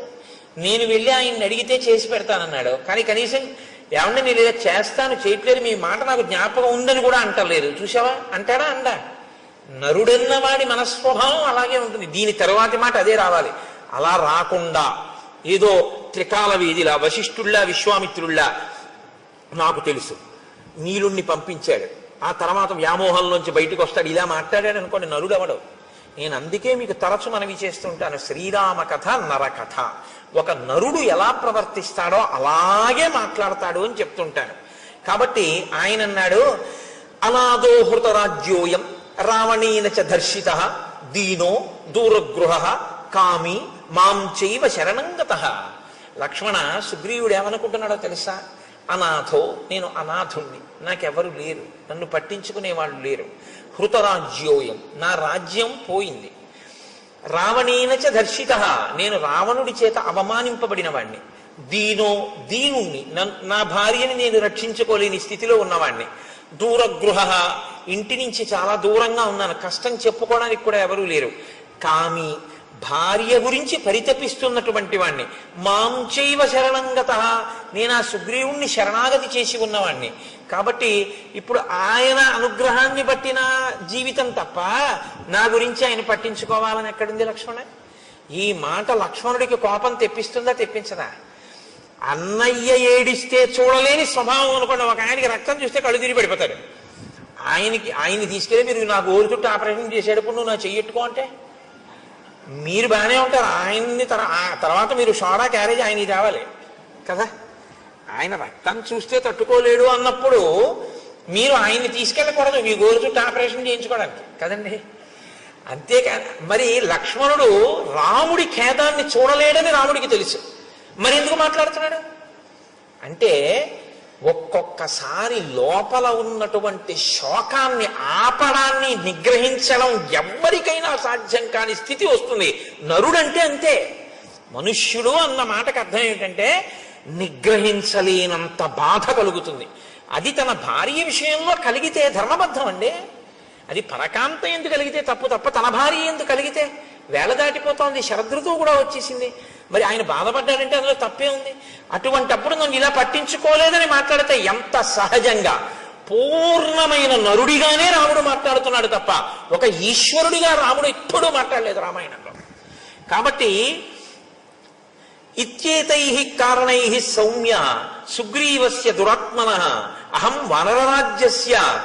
వానరరాజస్య పరిభూతః పరంతప. అదిగో ఆ దురాత్ముడైనటువంటి సుగ్రీవుడున్నాడే, నన్ను పట్టించుకోకుండా ఇలా అవమానిస్తున్నాడు. నేను ఈ ఊరు బయట పర్వత గుహలో ఇలా పడున్నాను. తం ప్రవిశ్య కిష్కింధాం బ్రూహి వానరపుంగవం మూర్ఖం గ్రామ్య సుఖే సక్తం సుగ్రీవం వచనాన్ మమ. నువ్వు కిష్కింధా నగరంలోకి వెళ్ళు, అంతఃపుర ప్రవేశం చేయి, ఆ సుగ్రీవుడి దగ్గరికి వెళ్ళు. గ్రామ్య సుఖం అంటే కేవలము కామోపభోగమే జీవితానికి ప్రయోజనంగా బతుకుతున్నటువంటి ఆ సుగ్రీవుడి దగ్గరికి వెళ్ళి వచనాన్ మమ, నా మాటగా చెప్పు. అర్ధినాం ఉపపన్నానాం పూర్వంచా వ్యపకారిణాం అశాం సంసృత్యయో హంతి సలోకే పురుషాధమః. మిత్రులైన వారి దగ్గర ఉపకారాన్ని పొంది ప్రత్యుపకారం చేస్తానని మాట ఇచ్చి చెయ్యవలసిన ప్రత్యుపకారాన్ని చెయ్యకుండా వేళ దాటిపోయినా దాని గురించి పట్టించుకొని వాడెవరున్నాడో వాడిని పురుషాధముడు అని లోకం పిలుస్తుంది. శుభం వా యది వా పాపం యోహి వాక్యం ఉదీరితం సత్యేన ప్రతిగృహ్ణాతి సవీర పురుషోత్తమః. ఆ చేసేటటువంటిది పాపమా పుణ్యమా అన్నది కూడా పక్కన పెట్టి మిత్రుడికి ఇచ్చినటువంటి మాటకి కట్టుబడి ఆ కార్యం చెయ్యడానికి ప్రయత్నించేవాడెవడో వాణ్ణి పురుషోత్తముడు అని పిలుస్తారు. కృతార్థాహ్యకృతార్థానాం మిత్రాణం న భవంతి తాన్ మృతానపి క్రవ్యాదాహ కృతఘ్నాన్ నోపభుంజతే. ఎవరు మిత్రులు చేసిన ఉపకారము వలన తాను గట్టెక్కి మిత్రుణ్ణి గట్టెక్కించడానికి ఉపకారం చెయ్యవలసిన సమయంలో ఉపకారం చెయ్యకుండా ముఖం చాటేసి తిరిగి జీవితాన్ని వెళ్ళబుచ్చుకునే ప్రయత్నం చేస్తాడో అటువంటి వాడు మరణించిన తరువాత వాడి శరీరాన్ని కుక్కలు కూడా ముట్టుకోవు అని చెప్పు. నూనం కాంచన పుష్టస్య విరుష్టస్య మయారణే ద్రష్టుం ఇచ్చతి చాపస్య రూపం విద్యుత్ గణోపమం. బంగారు మొనలతో ఉన్నటువంటి నా ధనస్సుని పట్టుకుని నేను మళ్ళీ యుద్ధభూమిలో నిలబడి వింటినారిని విప్పి ధనస్సుని వంచి వింటినారిని కట్టి నా అక్షయ బాణ తూణీరంలోంచి మెరిసిపోతున్న బంగారు బాణాన్ని వింటినారిని టంకారం చేసి బాణమును తొడిగి ప్రయోగించడానికి సిద్ధపడినప్పుడు వచ్చేటటువంటి పిడుగుల ధ్వనిని వినాలని సుగ్రీవుడు కోరుకుంటున్నాడేమో కనుక్కో. అంటే విడిచిపెట్టడానికి సిద్ధంగా లేనని చెప్పు. ఎంత మర్యాదగా ఉంటుందో చూడండి ఆ మాట. నిన్ను చంపేస్తాను అనడు. నా బాణపు అల్లెత్రాడు కట్టి బాణప్రయోగం చేయడానికి సిద్ధంగా ఉన్నప్పుడు నేను చేసేటటువంటి ధనుష్టంకారాన్ని యుద్ధభూమిలో వినాలనుకుంటున్నాడా అడుగు. అంటే శత్రువుగా నిలబడిపోవలసి వస్తుందని గుర్తు పెట్టుకోమ్మ మనం అని కఠినంగా మాట్లాడ్డాం. ఆ మాటలో కూడా ఎంత సౌమ్యంగా ఉంటుందో, అప్పుడు కూడా ఎంత మాటలో ఎక్కడ మీకు అశ్లీలత కానీ అసలు ఆ మాటలో వ్యగ్రత కానీ కనపడవు. అంత అందంగా ఉంటుంది ఆయన మాట్లాడితే. అందుకే శ్రీరామాయణాన్ని బాగా చదివి రామాయణం బాగా జీర్ణమైనటువంటి వాళ్ళు కోపంతో మాట్లాడినా అందంగానే ఉంటుంది. ఎందుకంటే ఆ భాష అటువంటి సుసంపన్నమైన హృదయం అలవాటు అవుతాయి. కాబట్టి నచ సంకుచిత పంథ ఏన వాలీహతో గత సమయే తిష్ట సుగ్రీవ మా వాలి పదమన్వగాహ. వాలి విడిపోయినటువంటి మార్గం ఇంకా మూసుకుపోలేదు, తెరిచే ఉందని గుర్తు చెయ్యి. అలా వెళ్ళాలి అనుకోకపోతే తానన్న మాట నిలబెట్టుకోమన్నానని చెప్పు. వాలి వెళ్ళిన మార్గం మూసుకుపోలేదంటే అటు పంపిస్తానని చెప్పంటే వాలికి వెళ్ళాడు, మృత్యువుని పొందాడు, అదే పొందుతాడని చెప్పు. ఆ మాట నోటితో అనడం. ఎందుకంటే మిత్రుడి విషయంలో అసలు ఆ మాట నోటి వెంట రాకూడదు. కాబట్టి ఎంత అందంగా మాట్లాడుతున్నాడో చూడండి. తన ధర్మం నుంచి తాను ఒక్క అడుగు తొట్టుపడకుండా నిలబడుతుంటాడు ఎప్పుడు. ఆ కోపంలో కూడా. అందుకే ఆయన మహానుభావుడు కోపం తెచ్చిపెట్టుకుంటాడు తప్ప కోపానికి వశుడు కాడు. ఆయన ఒక్క అరణ్యకాండలోనే అలా వశుడైంది. లక్ష్మణుడు చెప్పగానే మళ్ళీ మాట విన్నాడంతే. కాబట్టి అంత అందంగా ఉంటుంది ఆ మాట. కోపానికి వశుడైపోయినటువంటి వాడి వెర్రికేకలు, వాడి మాటలు, వాడి నోట్లోంచి వచ్చే ధూర్త ప్రలాపన ఇంకోలా ఉంటాయి. కోపాన్ని అదుపులో పెట్టుకుని తను ఎక్కడ మనస్సులో బాధపడుతున్నాడో దాన్ని అవతల వాడికి సందేశాత్మకంగా అందించాలనేటటువంటి ప్రజ్ఞ ఉన్నవాడి యొక్క వాగ్ధోరణి అనన్య సామాన్యంగా ఉంటుంది. భావము యొక్క వ్యగ్రత ఉంటుంది తప్ప భాష యందు వ్యగ్రత ఉండదు. భావము మాత్రం సుస్పష్టంగా ఉంటుంది, అందులో సందేహమే ఉండదు. కానీ భాష మాత్రం అమంగళకరమైనది కానీ అశ్లీలమైనది కానీ వినడానికి ఖేదంగా ఉండేటటువంటిది కానీ అటువంటి భాష వాడరు. ఎందుకో తెలుసా అండి? అక్షరములన్నీ కూడా పరాశక్తి యొక్క స్వరూపం. అమ్మవారి స్వరూపం ఇది వేరు. ఈ స్వరూపాన్ని స్థూల రూపం అంటారు. ఇది కాకుండా అమ్మవారికి ఒక రూపం ఉంటుంది. ఆ రూపం అక్షరాలన్నీ సంస్కృతంలో మాతృకలు అని పిలుస్తారు. ఆ అక్షరాలన్నీ ఏ ఉంటాయో ఆ అక్షరాలన్నీ అమ్మవారి యొక్క స్వరూపాలు. శబ్దము మనం అక్షరాన్ని ఉపయోగించడానికి నాలుకని తిప్పినప్పుడు ఉపయోగించేటటువంటి మాట ఉందే, అది ఆ శక్తి అమ్మవారి అనుగ్రహంతో పలుకుతాం అక్షరాలు. అందుకే అక్షరములే పదములు అవుతాయి, పదములు వాక్యములు అవుతాయి, వాక్యములలో అర్థం ఉంటుంది. మీరు అక్షరాల్ని ఎన్ని మాటలు దుర్వినియోగం చేశారో అన్ని మాటలు పరాశక్తి లెక్కలోకి తీసుకుంటుంది. వీడు నా స్వరూపాన్ని ఖేదపరిచాడు, అక్షర స్వరూపాన్ని దుర్వినియోగం చేశాడు అని. అందుకే మాట చాలా పొందికగా ఉండాలి తప్ప మాటలో అసలు ఏ మాటలు నోటి వెంట రాకూడదో ఆ మాటలు నోటి వెంట తరచు ప్రయోగించడం కానీ, ఏ మాటలు నోటి వెంట అస్తమానం మాట్లాడకూడదో ఆ మాటల్ని వాడడం కానీ చేయకూడదు. మాటకున్నటువంటి బలహీనత ఏమిటో తెలుసా అండి? మనసు పట్టుకుంటుంది. దానికి అదొక పెద్ద ఇబ్బంది. నేను మీతో చెప్పాక బలహీనత బలం అవే. మీరు చాలాసేపు మీకు రాకపోయినా మీరు అలా వినండి.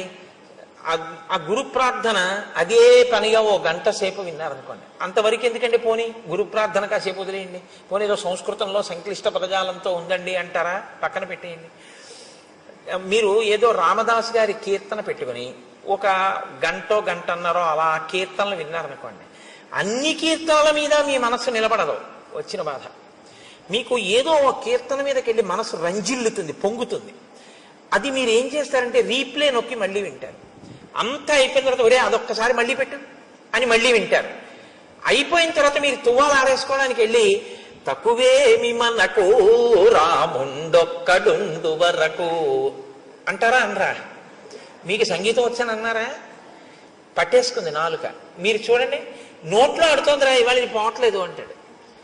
మీరు వినకూడనిది విన్నా అంతే పట్టుకుంటుంది. మీరు అదే పనిగా ఏవి వినకూడదో అవి వింటున్నారు అనుకోండి, అవే వస్తాయి. ఇవాళ దేశంలో ఉన్నటువంటి పెద్ద దౌర్భాగ్య స్థితి ఏమిటో తెలుసా అండి?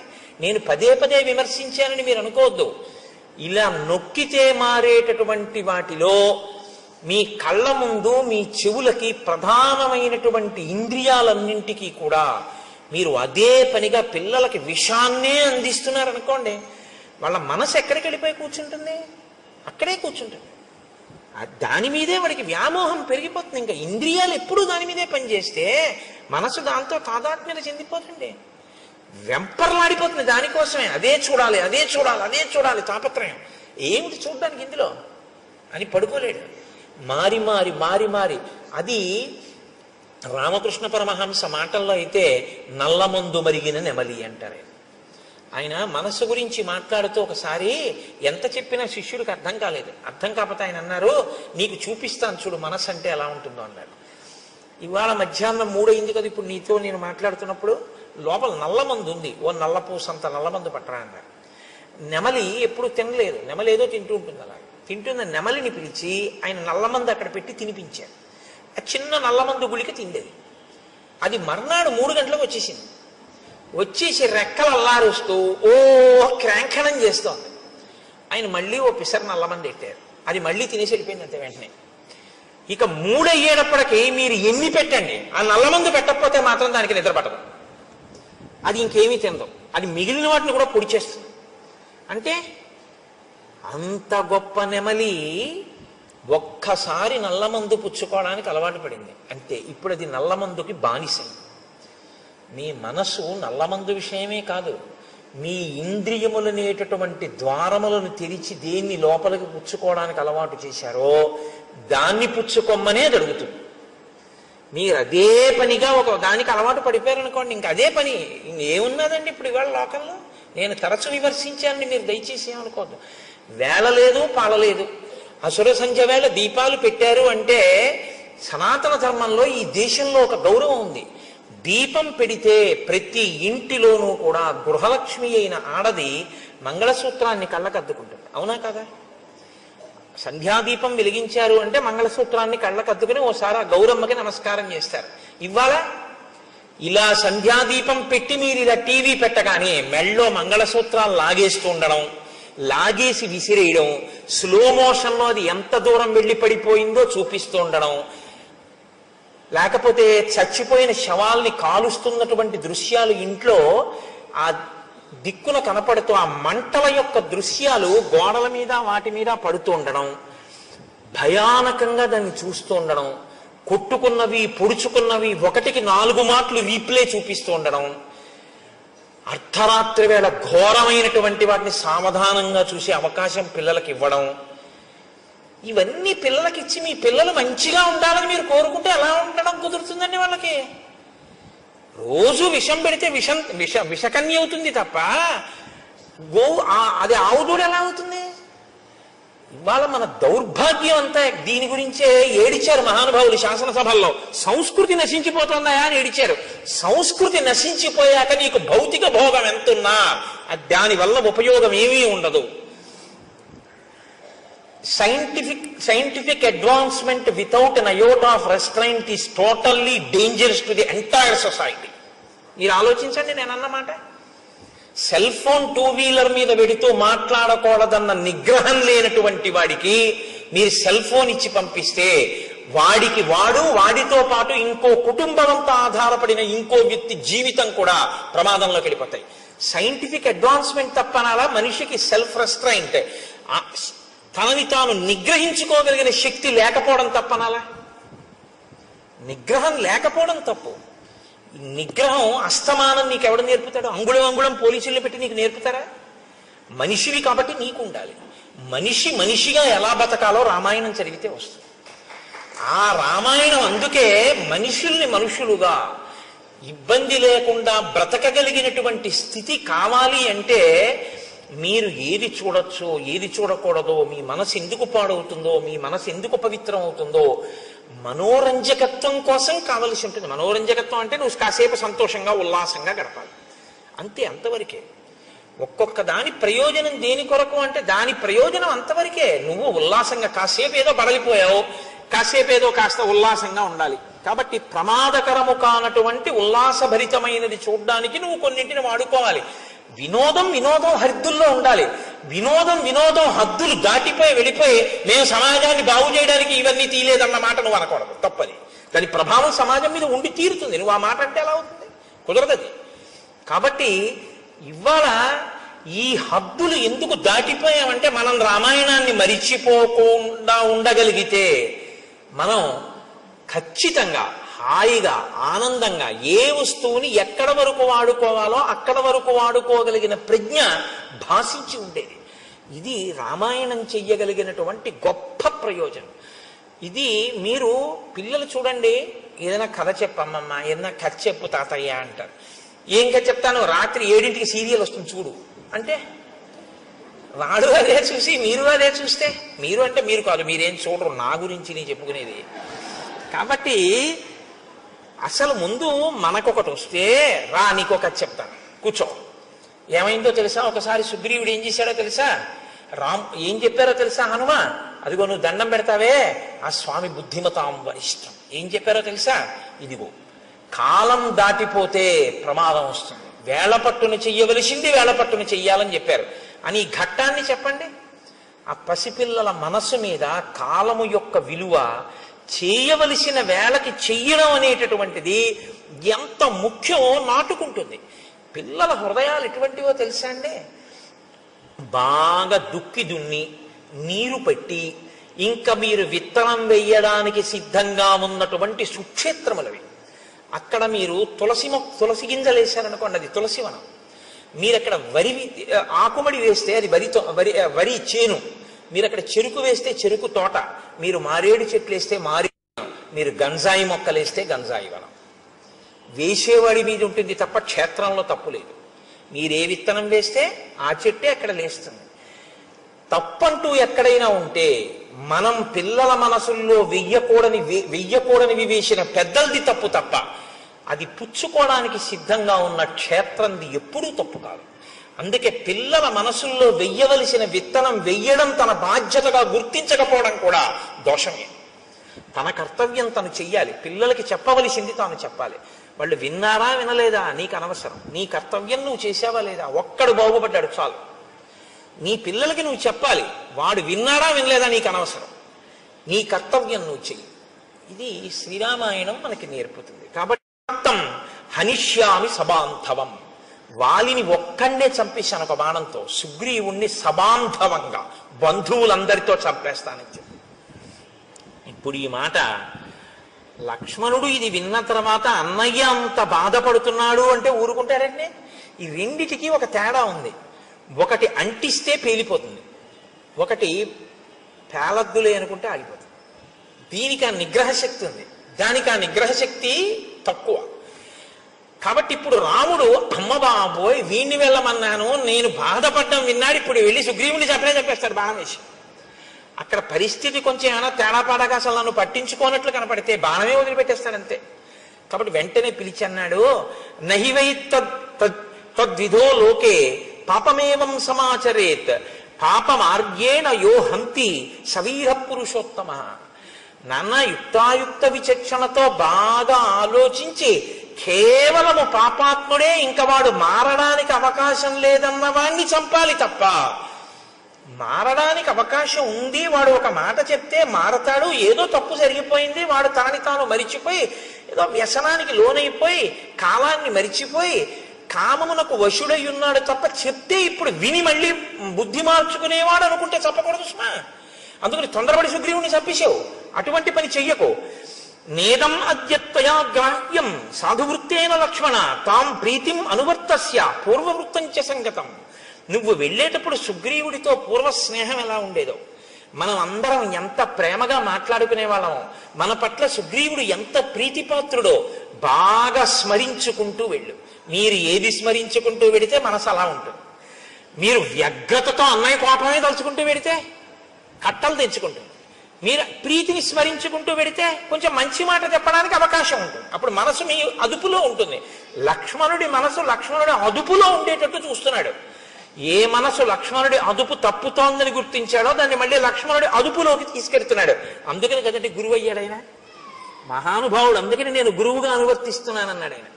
మాట ఎంత ప్రమాదమో, ఒక్కొక్కరు ఇంకొకరు ఖేద పడితే చూడలేరు, అంత ప్రీతి ఉంటుంది. ఆయన బాధపడ్డాడు అనుకోండి, అయ్య బాబోయ్ ఆయనంత బాధపడ్డామా అని నాకేమైనా పర్వాలేదని చెప్పి ఈయన విడిపోయి ఆయనతో కలిపిడిపోతాడు కూడా. కాబట్టి మీరు గబుక్కుని ఎక్కడ పడితే అక్కడే ఎలా పడితే అలా మాట్లాడకూడదు. అవతల వారికి మీ మీద ఉన్నటువంటి ప్రీతి వలన వచ్చేటటువంటి పరిణామములను కూడా దృష్టిలో పెట్టుకుని మాట్లాడవలసి ఉంటుంది. ఇది రాముడి యొక్క పరిణతి. కాబట్టి వెంటనే వెనక్కి పిలిచి సామోపహితయామాచ రూక్ష్మాణి పరివర్జయన్ వక్తుం అర్హసి సుగ్రీవం వ్యతీతం కాలపర్యయే. అందుకని నాయన పరుషమైన మాట్లాడకు సుగ్రీవుడి దగ్గర. చాలా సున్నితమైన మాటలతో మిత్రుడికి చెప్పినట్లు చెప్పు. కాలము దాటిపోయింది, రాముడు బాధపడుతున్నాడు అన్న సందేశాన్ని అందించు తప్ప ఆయన మనసు ఖేదపడేటట్టుగా తీవ్రమైనటువంటి మాటలను వాడవద్దు అని చెప్పాడు. సరే అన్నయ్య అన్నాడు, బయలుదేరాడు. కానీ లక్ష్మణుడే కదండి, చెప్తే వినేసి వెంటనే నేను మీతో మనవి చేసింది అదే. నేను చెప్తున్నాను లోపలికి వెళ్ళు అంటే వెళ్ళిపోయాడు అనుకోండి, వెళ్ళినైంది గొప్ప కదండి. రాముడు చెప్పినా లక్ష్మణుడు కోపాన్ని అంతగా వెంటనే నిగ్రహించేసుకోలేడు. కారణం ఏమిటి? లక్ష్మణుడికి సుగ్రీవుడి మీద కోపం లేదు, లక్ష్మణుడి బెల్లాన్ని ఎత్తుకుపోలేదు రావణాసురుడు. రాముడు కష్టపడితే చూడలేడు, రాముడి కళ్ళమ్మటి నీళ్లు కారకూడదు. తన జీవిత ప్రయోజనం ఒకటే, రాముడు సంతోషంగా ఉండాలి తప్ప ఆయనకి ఇంకేం అక్కర్లేదు జీవితంలో. ఆయన ఒకే ఒక్క జీవిత లక్ష్యం ఏమిటంటే రాముడు సంతోషంగా ఉండాలి. రాముడు సంతోషంగా లేడు, ఇవాళ బాధపడ్డాడు. ఎవరి వల్ల బాధపడ్డాడు? అదిగో ఆయన వల్ల బాధపడ్డాడు అంతే. ఇంకిప్పుడు ఎంత కోపంగా ఉంటాడంటే ఇంకా అదుపు చేసుకోలేకపోయాడు కోపాన్ని అన్నది చెప్పడానికి మహర్షి ఎంత అందంగా చెప్తారో తెలుసా అండి. ఆయన బయలుదేరాట కిష్కింధకి వెళ్ళడానికి. ఎలా వెళుతున్నాడంటే సాల తాళాశ్వ కర్ణాంశ్చ తరసా పాతయాన్ బహూన్ పర్యస్యన్ గిరికూటాని ద్రుమానన్యాంశ్చ వేగతః శిలాశ్చ సకలీకుర్వన్ పద్యాంగజ ఇవాశుగ దూరం ఏక పదం త్యక్త్వా యయౌ కార్యవశాదృతం.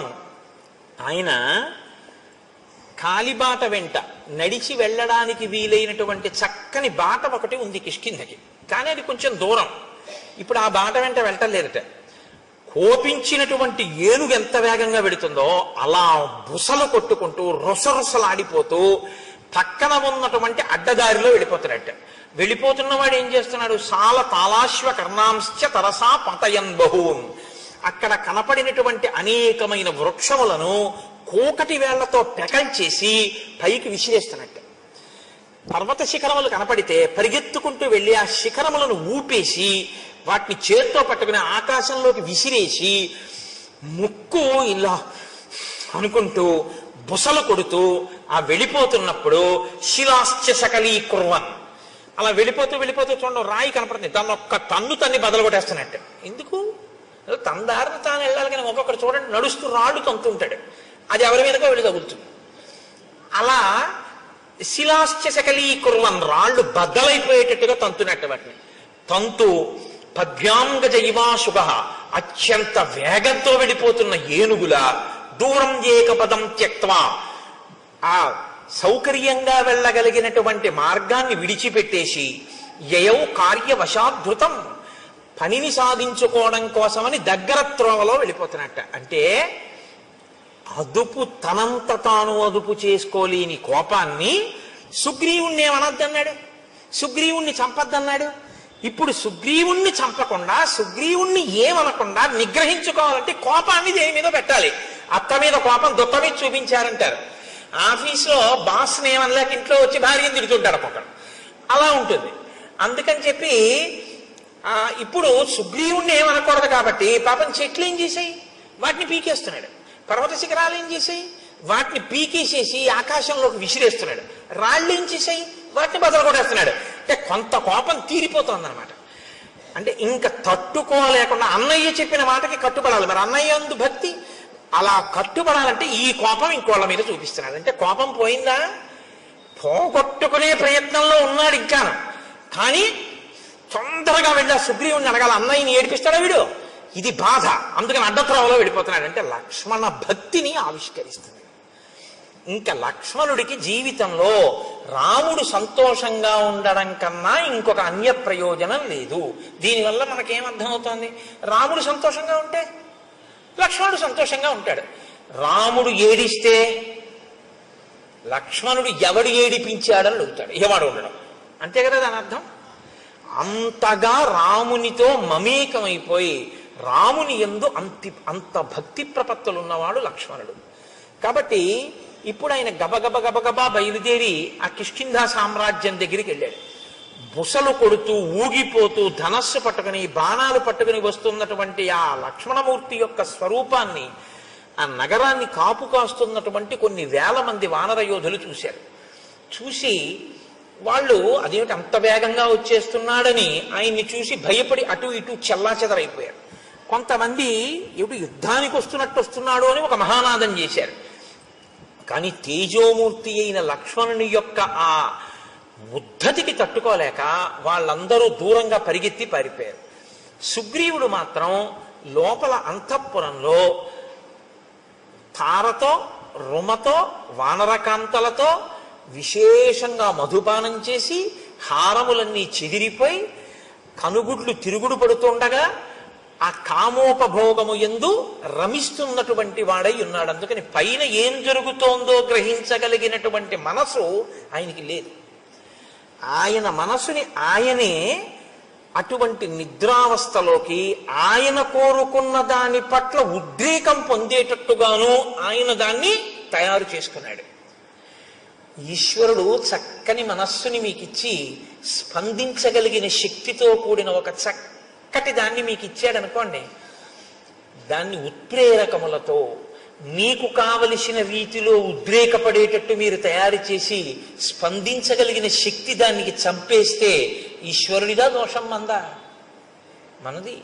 అక్కడ యజ్ఞవేది ఉందనుకోండి, ఒక యజ్ఞవేది వెలుగుతోంది, హవిస్సులు ఇస్తున్నారు, అందులోకి పట్టుకొచ్చి నేను సారా పోసాను అనుకోండి, ఇప్పుడు వేదికి ఇబ్బందా నాకు ఇబ్బందా?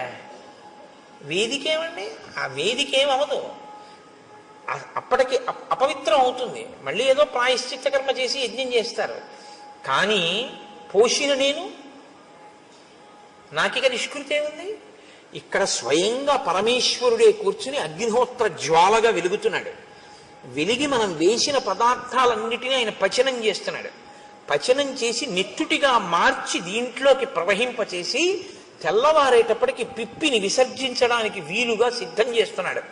నేను నిద్రపోతానేమో కానీ ఆయన నిద్రపోడు. అహం వైశ్వానరో భూత్వా ప్రాణినాం దేహమాశ్రితః ప్రాణాపాన సమాయుక్తం పచాన్యన్నం చతుర్విధం. ఆ అగ్నిహోత్రం వెలుగుతూనే ఉంటుంది. నేను నిద్రపోవచ్చు, ఆయన రాత్రి నేను తిని పడుకున్న దాన్ని లోపల యజ్ఞాగ్ని యందు పచనం చేసి దగ్ధం చేసి శక్తినిచ్చి పిప్పిని తెల్లవారేటప్పటికి సిద్ధం చేస్తాడు. అటువంటి అగ్నిహోత్రంలో మీరు పొయ్యకూడంది పోశారనుకోండి, ఇప్పుడు లోపల అగ్నిహోత్రానికి ఇబ్బందా, ఈశ్వరుడి ముఖం మీద పోసినందుకు నువ్వు పాపాన్ని మూటగట్టుకుంటున్నావా? ఆ తత్వాన్ని పరిశీలనం చెయ్యగలిగితే మీరు చెయ్యలేరు. బలహీనత నుంచి బయటపడడానికి ఒకే ఒక్క ఆధారం ఏమంటే అది ఎటువంటి అపచారమో మీరు గుర్తించడమే. అది అపచారమో అని మీరు గుర్తించగలిగితే, మీ మనసు పట్టుకోగలిగితే ఇక మీరు చేయలేరు. అదే మనసు తిరగబడుతుంది, వద్దు వద్దు తప్పిది, అలా ఎలా చేస్తావు అంటుంది. అలా ఎలా చేస్తావు అని అన్ననాడు మీరు ఇంక చేయలేరు. అలా ఎందుకు చేస్తావని ఎంతమంది చెప్పినా మీరు చేయకుండా ఉండలేరు. మీరు నా మాట పట్టుకున్నారో లేదో? మీరు పట్టుకున్నారని నేను అనుకుంటున్నాను. ఇంకా మళ్ళీ ఇన్ని మాటలు మళ్ళీ మళ్ళీ అక్కర్లేదు, ఎందుకంటే మీరు ప్రాజ్ఞులు కనుక. ఇప్పుడు ఆ లోపలికి వెళ్ళినటువంటి ఆ లక్ష్మణుడు అంగదుణ్ణి చూశాడు. అంతఃపురం బయట అంగదుడు ఉన్నాడు. అంగదుణ్ణి పిలిచన్నాడు. సోంగదం రోషతాం రాక్ష సందిదేశ మహాయశాః సుగ్రీవ కద్యతాం వత్స మమాగమనమిచ్యుత ఏష రామానుజ ప్రాప్త త్వత్సకాశం అరిందమ భ్రాతుర్వ్యసన సంతప్తో ద్వారి తిష్టతి లక్ష్మణ తస్య వాక్యే ఇది రుచి క్రియతాం సాధు వానర ఇత్యుక్త్వా శీఘ్రమాగచ్చ వత్సవాక్యమరిందమ. నువ్వు లోపలికి వెళ్ళి నీ పినతండ్రి అయినటువంటి సుగ్రీవుడితో ఒక మాట చెప్పు. రామచంద్రమూర్తి శోకమును పొంది ఉన్నాడని, రామచంద్రమూర్తి మాటలు చెప్పడం కోసం ఆయన తమ్ముడైన లక్ష్మణమూర్తి వచ్చాడని, ద్వారం వద్ద ఎదురు చూస్తున్నాడని, నీతో వచ్చి మాట్లాడాలనుకుంటున్నాడని లోపలికి వెళ్ళి నీ పినతండ్రితో చెప్పి నీ పినతండ్రి ఏమనుకుంటున్నాడో వచ్చి నాతో చెప్పు అని ఆయన అక్కడ నిలబడ్డాడు. ఈ అంగదుడు లోపలికి వెడుతున్నాడు. అది మంత్రులంటే, సచివులంటే అది, దూరదృష్టి అంటే అది. ప్లక్షుడు ప్రభావుడు అనబడేటటువంటి ఇద్దరు ఆ మంత్రులు కూడా అంగదుడితో పాటు లోపలికి వెళ్ళారు. మంత్రులు లోపలికి వెడితే దాన్ని ఎవరు అభ్యంతర పెట్టడానికి వీలుండదు. అంగదుడితో పాటు వెళ్ళారు. వాళ్ళకి తెలుసు. ఇప్పుడు లక్ష్మణమూర్తి ఒక పిల్లవాడికి చెప్పాడు, యువరాజుకి. యువరాజుకు కూడా భయమే లక్ష్మణుడు అంటే. తీరా వెళ్ళిన తర్వాత ఇప్పుడు అంగదుడు కర్తవ్యం చేయడమా, అంగదుడు చెప్పిన దాన్ని బట్టి సుగ్రీవుడు ప్రాణాలు నిలబడ్డమా అన్నది ఎవరి చేతిలో ఉంది?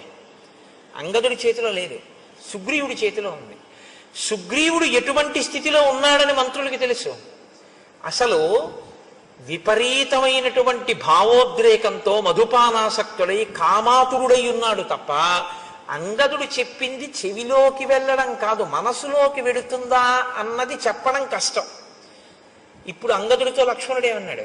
వెళ్ళి చెప్పి బయటికి వచ్చి నాకేమైందో చెప్పన్నాడు. నించునున్నాడు. వెళ్ళి లోపల ఉండిపోతే కోపగిస్తాడు. ఇప్పుడు అంగదుడు కారణం అవుతాడు. అంగదుడు వెళ్ళి చెప్పిన తర్వాత చెప్తాడు, అయ్యా బయట లక్ష్మణమూర్తి ఎదురు చూస్తున్నారు, మీతో మాట్లాడతారట. తప్ప తాగి తూలుతూ అంతమంది కాంతలతో రమిస్తున్నటువంటి సుగ్రీవుడు అని ఊరుకున్నాడు అనుకోండి. ఎన్ని మాటలు చెప్తాడు? రాజు కాబట్టి తిరిగి వచ్చి ఆయన మధుపానం చేస్తున్నాడు, భార్యలతో క్రీడిస్తున్నాడు, నేను చెప్పాను కానీ ఆయన చెవికి ఎక్కినట్టు లేదు అన్నాడు అనుకోండి. ఏ సుగ్రీవుడు బతుకుతాడా? ఇక బతకడు. ఈ దోషానికేగా కాలం దాటిపోయింది. కాబట్టి ఇప్పుడు అంగదుడు వచ్చి చెప్పడం కాదు, అంగదుడు వచ్చి చెప్పే లోపల సుగ్రీవుడి ప్రాణములు నిలబడేటట్టుగా చెయ్యాలి ముందు. కాబట్టి వీళ్ళని వెళ్ళమనలేదా కాదు, ప్రభు ప్రాణములను కాపాడడం అన్నది అంగదుడు వెళ్ళి రావడంలో ఉంది. కాబట్టి పిల్లాడి మీద వదిలేసి పెద్దవాళ్ళు కూర్చోవడం కాదు, చెప్పినా చెప్పకపోయినా తాము వెళ్ళాలి, వెళ్ళి ప్రభువుని రక్షించుకోవాలి. ఇప్పుడు ఇది ఒక క్లిష్ట పరిస్థితి వచ్చింది కాబట్టి అందుకుని వెళ్ళారు వాళ్ళిద్దరూ లోపలికి. అంటే మంత్రులు అన్న వాళ్ళ యొక్క నడవడి ఎలా ఉండేదో, ఎంత గొప్పగా ప్రవర్తించేవారో, ఎంత దూరదృష్టితో వాళ్ళు ఉండేవారో ఒక సంఘటనని చూస్తే శ్రీరామాయణాన్ని పరిశీలనం చేస్తున్నప్పుడు ఆశ్చర్యంగా ఉండదు. పెద్దరికము అన్న మాట యొక్క బాధ్యత, కర్తవ్యం ఏమిటో. పెద్దరికం ఉన్నవాడు విషయాన్ని మనసులో పెట్టుకుని అది పగలకుండా ఎలా రక్షించాలో, ఎంత జాగ్రత్తగా తాను ప్రవర్తించవలసి ఉంటుందో. రామాయణం చదివితే మీకు అటువంటి ఆలోచన ధోరణి అలవాటు అవుతుంది. పెద్దరికం అన్న మాట పెద్దరికంగా నిలబెట్టుకోవడం అలవాటు అవుతుంది. కీర్తి కోసం పెద్దరికం కాదు. ఏరా ఇంతసేపు అయింది, నువ్వు నమస్కారం పెడతావో లేదో అని చూస్తున్నాను, నేనెందుకు కనపడతాను రా అండం కాదు పెద్దరికం అంటే. వస్తున్న ఇబ్బందుల్ని కడుపులో పెట్టుకుని అవి పగలకుండా రక్షించగలిగినటువంటి నైపుణ్యంతో ప్రవర్తించగలగడం పెద్దరికం. అది నీకుండాలి. అంతేగాని పెళ్లిలో మనం చూస్తుంటాం, కొంతమంది కాలు మీద కాలేసి కూర్చుంటారు. ఏ మనవడి వరసవాడో ముని మనవడి వరసవాడో అలా వెళ్తుంటాడు. వీళ్ళు పలకరించరు. అంటే వీళ్ళు పలకరిస్తే వీళ్ళ మర్యాద పోయినట్టు. పాపం ఆ పిల్లాడు ఏదో అటు ఇటు తిరిగి అందరినీ పలకరించి ఒక గంట పైగా మీ తాతగారు అదిగోరా అంటారు. వచ్చి తాతయ్య నేను ఇదిగో ఇప్పుడే వచ్చాను తాతయ్య బాగున్నావా అంటాడు. చూస్తున్నాను రా 11ంటికి వచ్చావు 1 గంట అయింది తాతయ్య ఇప్పుడు కనపడ్డాడు నీకంటాడు. నువ్వు చూసావుగా నువ్వెందుకు వెళ్ళి పలకరించావు? కాల్సనా నీ పెద్దరికం? మనవణ్ణి చూసి నువ్వు వెళ్ళి పలకరించలేవు? ఏమిటి నీ పెద్దరికం? నీకు నమస్కారం చేయాలని నువ్వు అనుకుంటే రోడ్డు పక్క పెరిగిన చింత చెట్టుకి నమస్కారం చేయాలి, నీకన్నా ముందు పుట్టింది అది. వయస్సు వల్ల కాదు పరిణితి, జ్ఞానము వలన పరిణితి, నీ ప్రవర్తన వలన పరిణితి. అన్ని వేళలా వయస్సుతో పెద్దరికాన్ని గౌరవించడం కూడా చాలా కష్టంగా ఉంటుంది. ఆ పరిణితిని సంతరించుకోకపోతే ఆ పెద్దరికాన్ని భరించడం కష్టం. కాబట్టి పెద్దరికం వయస్సుతో పాటు అనుభవాన్ని పెంచుకోవాలంటే ఒక్కటే రామాయణం చదువుకోవడమే. రామాయణం బాగా చదువుకుంటే ఇలా ఉండాలన్నమాట అని బాగా అర్థమవుతుంది. ఎక్కడ ఏ పరిస్థితి ఉందో అక్కడ తాను చొరవ తీసుకుని వెళ్ళి నాన్న ఇలా కాదు ఇలా చెయ్యి అని చక్కగా చెప్పి కార్యం బాగా జరిగేటట్టు చేసి నా పెద్దరికం నిలబడింది చక్కగా చేయించేశాను కదా అని పొగట్ట కోసం ఆశించకుండా నువ్వు వెళ్ళిపోతావు అంతే సంతోషంగా.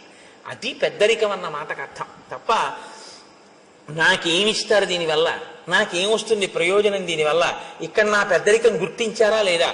కొంతమంది చూడండి చాలా ఆశ్చర్యంగా ఉంటుంది. బ్రహ్మస్థానంలో ఒక ఆయన కూర్చుంటారు, ఆయనకి తెలియదండి వైదిక మార్గం, ఆయన చేయిస్తాడు. కాదు ఆవిడ ప్రత్యేకం ఓ చిన్న చాప ఒకేసుకు అక్కడ కూర్చుంటుంది. కూర్చుని మా ఇంట్లో అది అలవాట్లేదు అది వద్దంటుంది. అదేమిటమ్మా వేదప్రోక్తం అమ్మా ఇది చెయ్యాలి, మాకు అలవాట్లేదు వీలు లేదంటుంది. ఏం తెలుసు? ఏం తెలియదు. ఏం తెలియకపోయినా ఎందుకు అలా అంటాం అంటే పెద్దరికం. అలా చేయిస్తే తన పెద్దరికం నిలబడిందని ఓ సంతోషం.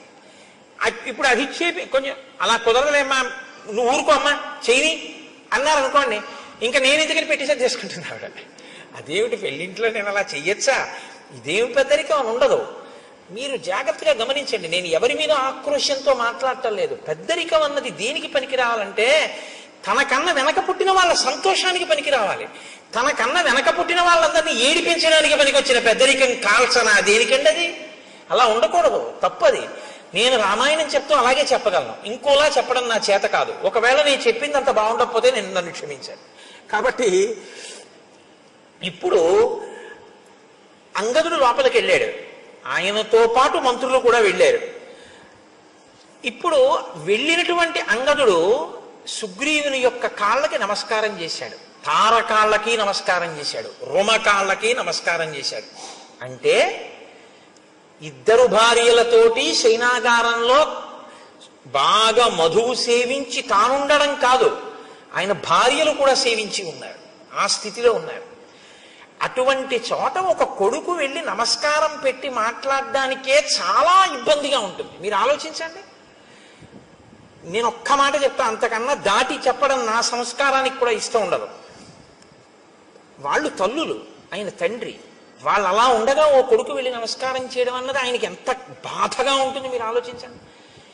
ఇంకొకప్పుడు ఇలా ఉండకుండా ఉంటాడు, వెళ్ళి చెప్తాను మా నాన్నగారికి అనడానికి. అలా ఉండకుండా తండ్రి ఉంటాడన్న నమ్మకం లేని స్థితిలోకి వెళ్ళిపోయి ఉన్నాడు ఆయన.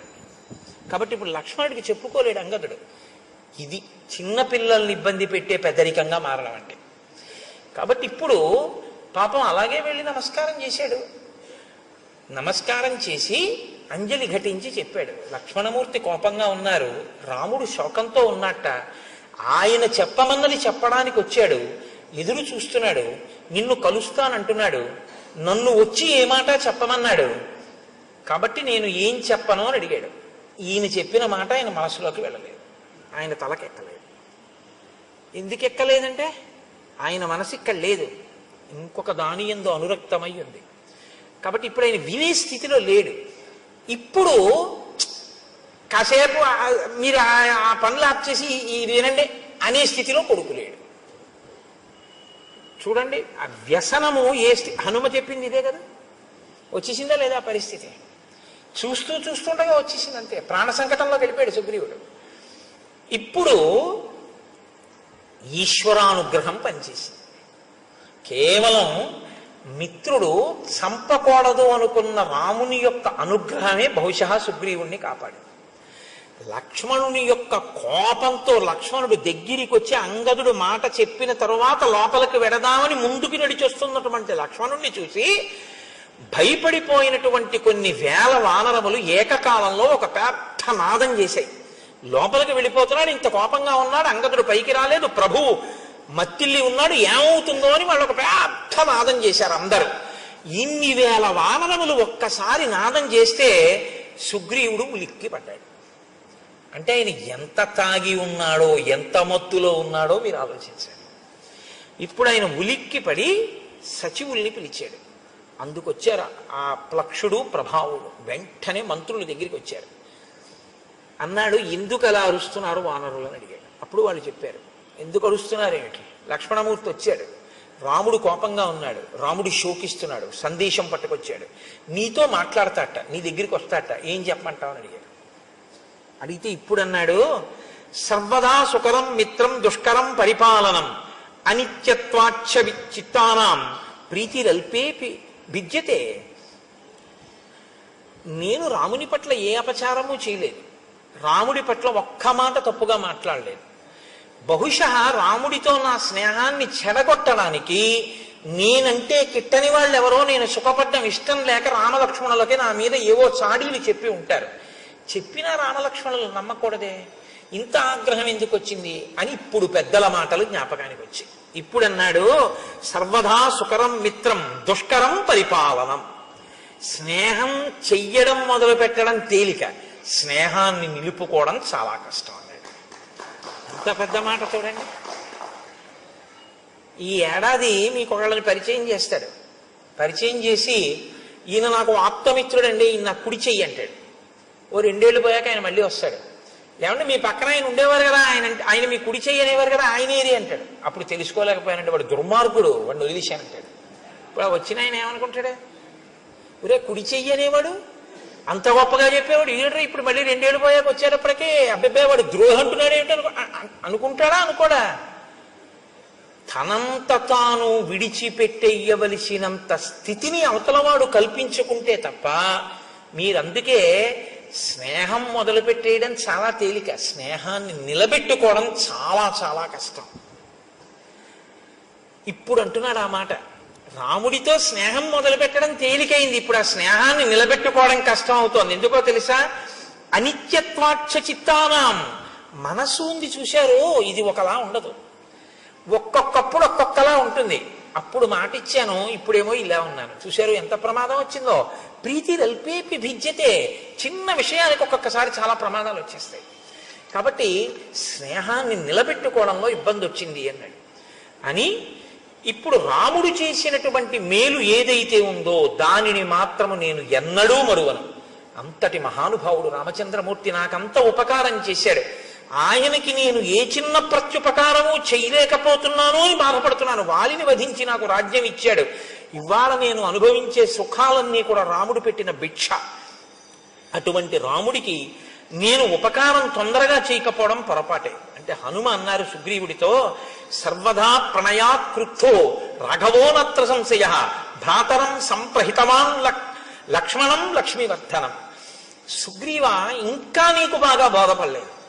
కోపము 2 రకాలుగా ఉంటుంది. ఒకటి ప్రతీకారేచ్ఛతో ఉన్న కోపము ఒకటి, అవతలవాడు పాడైపోతున్నాడని ప్రేమతో కోపం తెచ్చిపెట్టుకుని సంస్కరించాలని ప్రయత్నించడం ఒకటి. రాముడిది ప్రతీకారేచ్ఛతో కూడుకున్నటువంటి కోపం కాదు, ప్రతీకారేచ్ఛతో కూడుకున్నదైతే ఇంకోలా ఉంటుంది. ఇది ప్రణయాత్కృద్ధో, ప్రేమతో కూడిన కోపం. ప్రేమతో కూడిన కోపాన్ని ప్రేమతోటే అర్థం చేసుకోవాలి తప్ప ప్రేమతో కూడిన కోపాన్ని ఇంకొకలా అర్థం చేసుకోకూడదు. కాబట్టి రాముడికి నీ మీద ఎంత ప్రేమ ఉందో అర్థం చేసుకో. ఆయనంత కోపంగా మాట్లాడినా ఇప్పుడు లక్ష్మణుడు వచ్చేదో చాలా కోపంగా ఉన్నాడని మాట్లాడతాడు. నువ్వేం చేయాలో తెలుసా? ఎంత ప్రేమ లేకపోతే నా మీద ఒక బాణం వెయ్యగలిగిన వాడు వెయ్యకుండా ఇలా కబురు చేశాడు అని అంజలి ఘటించి వినాలి తప్ప నువ్వు నన్ను ఇలా అంటాడా అనకూడదు. ఆ ప్రేమ నిన్ను ఉద్ధరించడానికేనయా కోపం. ఈ శ్లోకం కానివ్వండి ఇవాళ సమాజంలో సరిగ్గా జీర్ణమైతే చాలా మంది మధ్య విభేదాలు, చాలా మంది మధ్య దెబ్బలాటలు, చాలా చాలా ఆత్మహత్యలు ఆగిపోతాయి. అమ్మ దెబ్బలాడితే ఆత్మహత్య ఏమిటండి? నాన్నగారు దెబ్బలాడితే ఆత్మహత్య ఏంటి? భర్త దెబ్బలాడితే ఆత్మహత్య ఏంటి? భార్య పుట్టింటికి వెళ్ళి రావడం ఆలస్యం అయితే భర్త ఆత్మహత్య చేసుకోవడం ఏమిటి? అంటే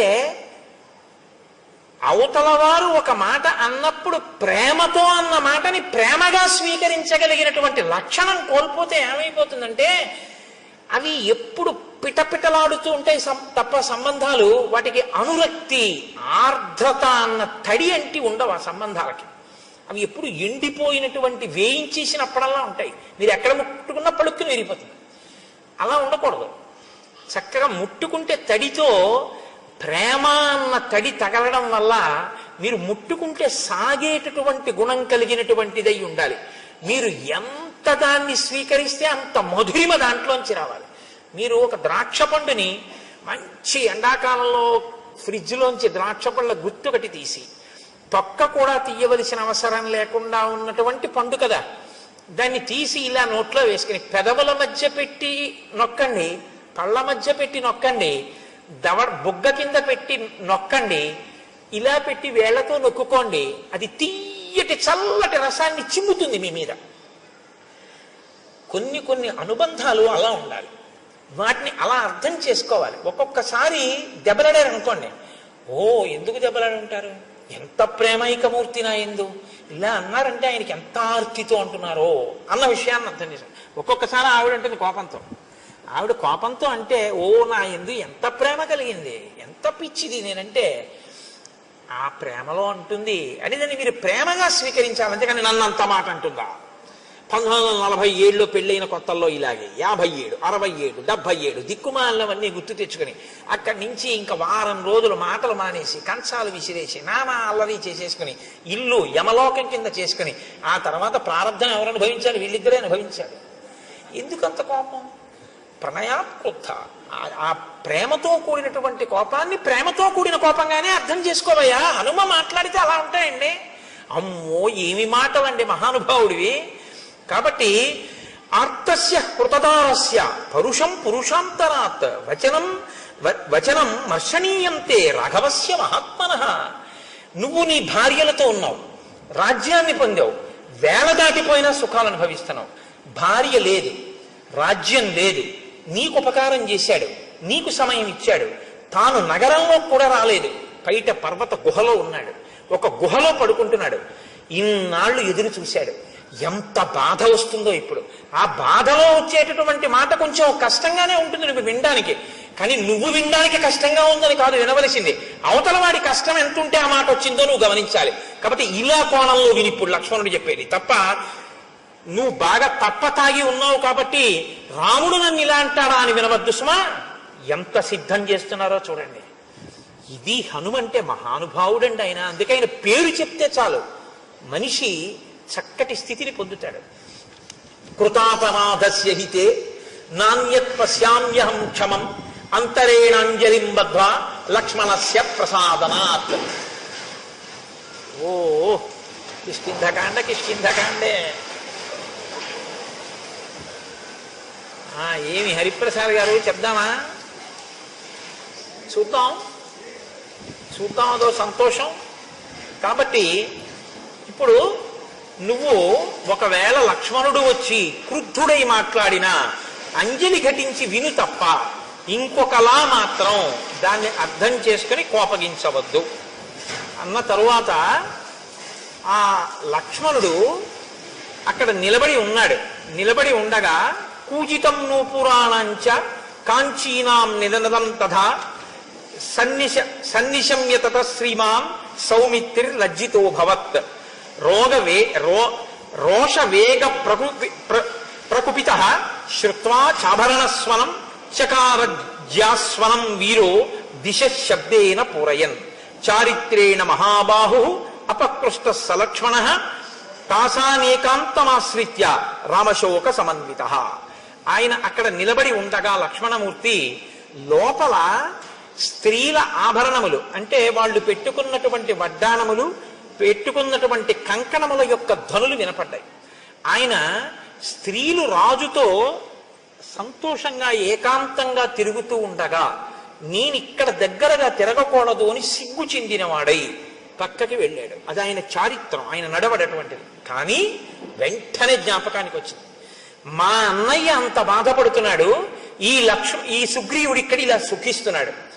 ఆయనకి బాధ కలిగి వెంటనే పిడుగు పడితే ఎటువంటి ధనుస్తుందో, మేఘం ఒక్కసారి గర్జిస్తే ఎటువంటి ధనుస్తుందో అలా టంకారం చేశాడు.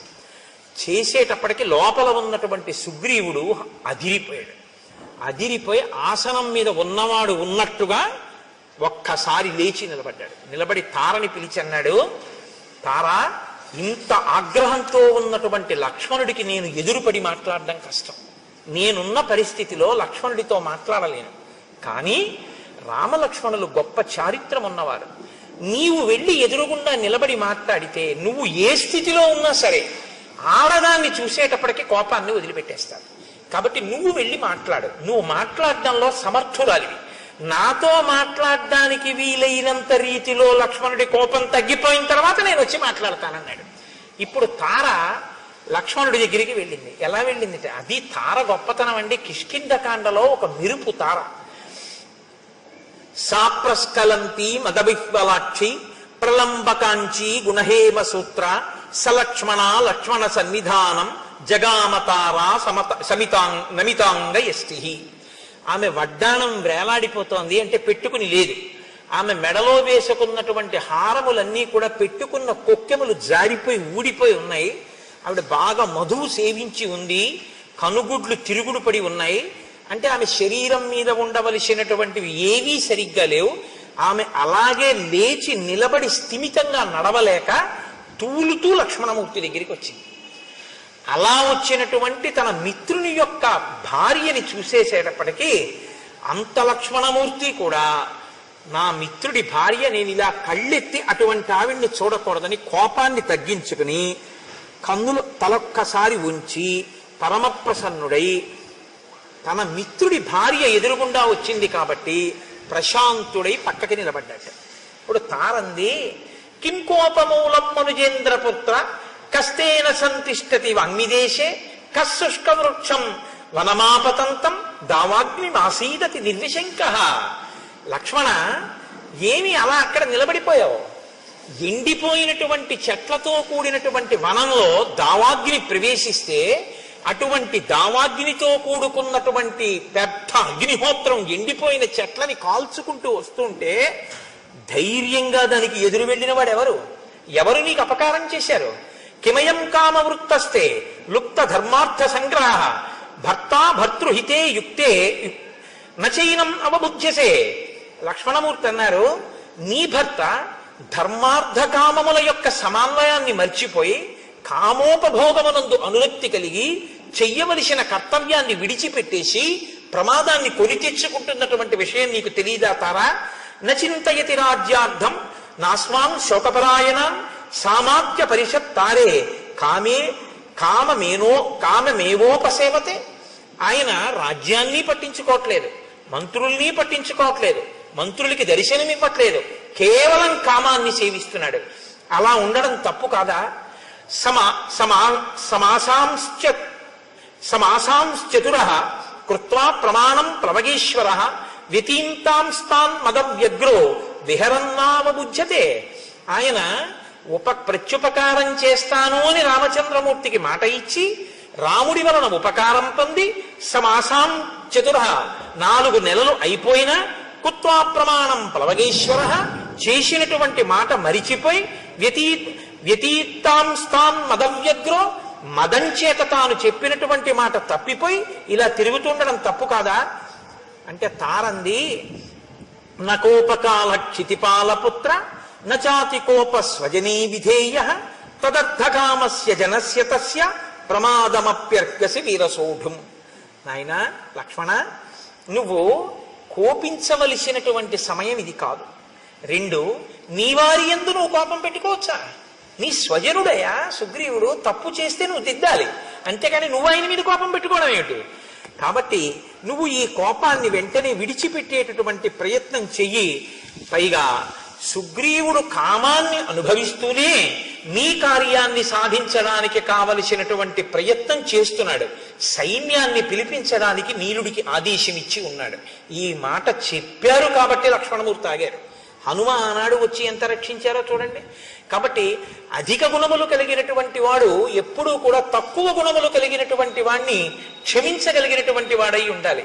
అంతేగాని అధిక గుణములు కలిగినటువంటి వాడు నీచమైన గుణములున్న వాడి పట్ల క్రోధంతో ఉంటే దానివల్ల ఉపకారం ఏముంటుంది? కాబట్టి నీ కోపాన్ని నిగ్రహించుకో. జానామి రోషం హరివీర బంధో జానామి కార్యస్య చ కాలసంగం జానామి కార్యం తయ్యత్కృతం నః తచ్చాపి జానామి యదత్ర కార్యం. చేసినటువంటి పని ఏమిటో నాకు తెలుసు, చెయ్యనటువంటి పని ఏమిటో నాకు తెలుసు, వేళ మించిపోయిందని నాకు తెలుసు, ఇప్పుడు చెయ్యవలసినటువంటి మహోపకారం ఏమిటో కూడా నాకు తెలుసు. తం కామవృత్తం మమ సన్నికృష్టం కామాభియోగాచ్చ నివృత్తలజ్జం క్షమస్వ తావత్ పరవీరహంత తద్భ్రాతరం వానరవంశనాథం. నాయన, విశేషమైనటువంటి కామం చేత సిగ్గు అనేటటువంటి మాట విడిచిపెట్టి భోగం అనుభవిస్తూ సుగ్రీవుడు ఇప్పుడు నా దగ్గరే ఉన్నాడు లోపల మందిరంలో. అటువంటి సుగ్రీవుణ్ణి నీ సోదరుడిగా భావించి నువ్వు క్షమించవలసింది. మహర్షయో ధర్మ తపోభికామాః కామానుకామాః ప్రతిబద్ధమోహాః అయం ప్రకృత్యా చపలః కపిస్తు కథం న సజ్జేత సుఖేషు రాజా. ఇంతకాలం ఎక్కడో పర్వత శిఖరాల మీద తిరిగాడు, సుఖం అంటే ఏమిటో తెలియదు. ఇంతకాలానికి రాజ్యము భార్య దొరికాయి కాబట్టి కామంలో అన్నిటినీ మరిచిపోయాడు. కాబట్టి నాయన, నీవు ఈ విషయాన్ని దృష్టిలో పెట్టుకొని, సుగ్రీవుడు నీకు దాసానుదాసుడు, ఆయన అవసరమైతే దేన్నైనా మీకోసం విడిచిపెట్టేస్తాడు. తదాగచ్చ మహాబాహో చారిత్రం రక్షితం తయా అచ్చలం మిత్రభావేన సతాం దారావలోకనం. లోపలికొచ్చి సుగ్రీవుణ్ణి చూడు. సుగ్రీవుణ్ణి నువ్వు చూడడానికి అభ్యంతరం ఏంటి? ఆయన భార్యలతో కూడి ఉండగా లోపలికి వస్తానంటావా? మిత్రుడైనటువంటి వాడు, మంచి నడవడి కలిగినటువంటి వాడు, భార్యాసహితుడైన మిత్రుణ్ణి చూడటానికి లోపలికి వచ్చినా ఏమీ దోషం లేదు. లోపలికి రమ్మని వెళ్ళాడు లక్ష్మణమూర్తి. రుమని ఒక తొడ మీద కూర్చోపెట్టుకుని చుట్టూ వానరకాంతలతో కామోపభోగాన్ని అనుభవిస్తూ కనుగుడ్లు తిరుగుడు పడుతూ బాగా మధుపాలాసక్తుడై హారములు చెదిరిపోయి ఉన్నాడు ఆ సుగ్రీవుడు. లక్ష్మణమూర్తిని చూడగానే ఒక్కసారి ఎగిరి ఆ పైనుంచి కిందకి దూకాడు. ఆసనం మించి నిలబడ్డాడు. నిలబడితే లక్ష్మణమూర్తి అంటారు, లక్ష్మణమూర్తి యొక్క ఆగ్రహం ఎలా ఉందో వాతావరణం కూడా అలాగే ఉంది. కాబట్టి యస్తు రాజాస్థితో ధర్మే మిత్రాణం ఉపకారిణం విద్యా ప్రతిజ్ఞాం కురితే కో నృశంసతర స్తత. మిత్రుడికి ఉపకారం చేస్తాను అని చెప్పి ఆ మాట మరిచిపోయినటువంటి వాణ్ణి క్రూరుడు అని పిలుస్తారు. శతం అశ్వానృతే హంతి సహస్రంతు గవానృతే ఆత్మానం స్వజనం హంతి పురుషానృతే. ఒక గోవునిస్తానని ఇవ్వని వాడు ఒక గుర్రాన్ని ఇస్తానని ఇవ్వకపోతే 100 గుర్రాల్ని చంపేసినట్టు, ఒక గోవునిస్తానని ఇవ్వకపోతే 1000 గోవుల్ని చంపినట్టు. మనుష్యుడికి ఒక ఉపకారం చేస్తానని చెయ్యకపోతే వాడు తన బంధువుల్ని చంపి తనని తాను చంపుకున్నట్టు. కాబట్టి మాట ఇచ్చి తప్పిన వాడికి ఎప్పుడూ ప్రాయశ్చిత్తం లేదు. బ్రహ్మగారు చెప్పారు ఒకనాడు, సుగ్రీవ బ్రహ్మగ్నే చ సురాపే చ చోరే భగ్న వ్రతే తథా నిష్కృతార్హితా సిద్ధిః కృతజ్ఞే నాస్తి నిష్కృతి. బ్రహ్మహత్య చేసిన వాడికి, సురాపానం చేసిన వాడికి, దొంగతనం చేసిన వాడికి, వ్రతం చేస్తానని చెయ్యని వాడికి నిష్కృతుంది. కానీ కృతజ్ఞుడై చేసిన ఉపకారం మరిచిపోయిన వాడికి మాత్రం ఒక్క నాటికి ప్రాయశ్చిత్తం లేదు. కాబట్టి ఈ గ్రామ్య భోగాన్ని అనుభవించడం మానేసి చెయ్యవలసిన ఉపకారాన్ని చెయ్యి. లేకపోతే వాలి వెళ్ళిన మార్గం మూసుకుపోలేదని గుర్తుంచుకో. రాముడు చెప్పాడు ఈ మాట అని చెప్తే, తారా మహాతల్లండి, ఆవిడ వెంటనే లేచంది, నాయనా నువ్వంత కోపంగా మాట్లాడకూడదు. ఎందుకో తెలుసా? ఒక్కటే కారణం, రాముని వలననే ఈ రాజ్యం కలిగింది, రాముని వలనే ఈ సుఖం కలిగింది. సుగ్రీవుడికి ఆ విషయం తెలుసు. కానీ ఎక్కడ మిలిక పెట్టిందో చూడండి. అంత మధుపానాసక్త అయ్యున్నా, అంత భర్తతో భోగింపబడుతూ కనుగుడ్లు తిరుగుడు పడుతూ తను బయటికి వచ్చినా లక్ష్మణుడు ఇంకా మళ్ళీ ఇంకొక మాట మాట్లాడకుండా ఉండడం కోసం ఎక్కడ బంధనం వేయాలో అక్కడ వేసేసిందంతే. వేసేసేటప్పటికి ఇంత లక్ష్మణమూర్తి ఇక మాట్లాడడం కుదరలేదు. ఆవిడంది, నాయనా నువ్వు ఇవాళ ఈ మాట అంటున్నావు, కానీ ఒక్క మాట గుర్తుపెట్టుకో, సహిప్రాప్తం నజానీతే కాలం కాల విదాంబరానికి లొంగిపోయి మాట మరిచిపోతే అది పెద్ద విశేషమా? కాబట్టి దాని గురించి నువ్వు అంత మనసులో పెట్టుకోకూడదు, క్షమించు. ఇప్పుడు లక్ష్మణుడు ఇంకో మాట అన్నాడు అనుకోండి, విశ్వామిత్రుడి మీద మాట పెరుగుతుంది. తన గురువుని తాను అవమానింపజేసుకోవచ్చా? విశ్వామిత్రుడు అంతటి వాడు లొంగిపోయాడు అంది. అందుకని మీరు రాముడి దగ్గర నిల్చోండి. కాబట్టి ఆయన ఏవి బెంగ పెట్టుకోవద్దు నాయన, కార్యం జరుగుతుంది, విడిచిపెట్టు. అప్పుడు లక్ష్మణమూర్తి చెప్పినటువంటి మాటలకి సుగ్రీవుడు ఆ తార చెప్పిన మాటలకి లక్ష్మణమూర్తి శాంతించారు. సుగ్రీవుడు లేచి నిలబడి, నాది పొరపాటైపోయింది, నా తప్పు మన్నించు, నేను తప్పకుండా ఉపకారం చేస్తాను, నా ఐశ్వర్యము ప్రాణస్థా శ్రీశ్చ కీర్తిశ్చ కపిరాజ్యంచ శాశ్వతం రామ ప్రసాదాత్ సౌమిత్రే పునఃప్రాప్తం ఇదం మయా. ఇవన్నీ నాకు రాముడి వల్ల వచ్చినవి, కాబట్టి ఆయనకి నేను ఉపకారం చెయ్యడమా? ఆయన వెనక వస్తే చాలు, కార్యాలన్నీ నడిచిపోతాయి. ఆయనే ఈ 3 లోకములను శాసించగలడు. ఒక బాణంతో 7 సాలవృక్షములను, పర్వత శిఖరమును, పాతాళాన్ని కొట్టినవాడు రావణుడిని కొట్టలేడా? ఏదో నాకు కీర్తినివ్వడానికి వెంట రమ్మంటున్నాడు, తప్పకుండా వస్తాను, ఉపకారం చేస్తానన్నాడు. హనుమని పిలిచారు, దశ దిశల నుంచి వానరముల్ని పిలవమన్నారు. అబ్బో, ఎన్ని పర్వతాల నుంచో, మహేంద్రగిరి, హిమవత్ పర్వతము, వింధ్యాచలము, కైలాసము, సముద్రాల దగ్గర నుంచి, తాపవనం దగ్గర నుంచి, పద్మకాలవనం నుంచి, అంజనాద్రి నుంచి, మనస్సిల గుహ, మేరు పర్వతం, మహారుణ పర్వతం నుంచి అనేక మంది వానరులు, కొన్ని కోట్ల మంది, 3 కోట్ల మంది అంజనాద్రి నుండి, అలాగే అష్టాద్రి నుండి 10 కోట్ల మంది, 1000 కోట్ల మంది కైలాస శిఖరం మించి, హిమవత్ పర్వతం మించి కొన్ని 1000 కోట్లు, ఎర్రటి వర్ణం కలిగినటువంటి వాళ్ళు వింధ్య పర్వతం మించి కొన్ని కోట్లు, ఇంతమంది వానరులు బయలుదేరి వచ్చేశారు. వచ్చేస్తే రామచంద్రమూర్తి దగ్గరికి సుగ్రీవుడు లక్ష్మణ సహితుడై వెళ్ళాడు. వెళ్ళి పాదముల మీద పడి నమస్కరించాడు. నాది పొరపాటైపోయింది, మన్నించండి అన్నాడు. ఒక్కసారి చుట్టూ చూశారట. చుట్టూ చూస్తే యథార్థంగా కిష్కింధకాండలో చెప్పిన వర్ణనతోటే నేను ఉపన్యాసాన్ని పూర్తి చేస్తున్నాను. ఆనాడుట భూమి అంతా కూడా ఒక్కసారి పరాగము పైకి లేచిందిట. గాలికి చెట్లన్నీ అల్లల్లాడిపోయేట.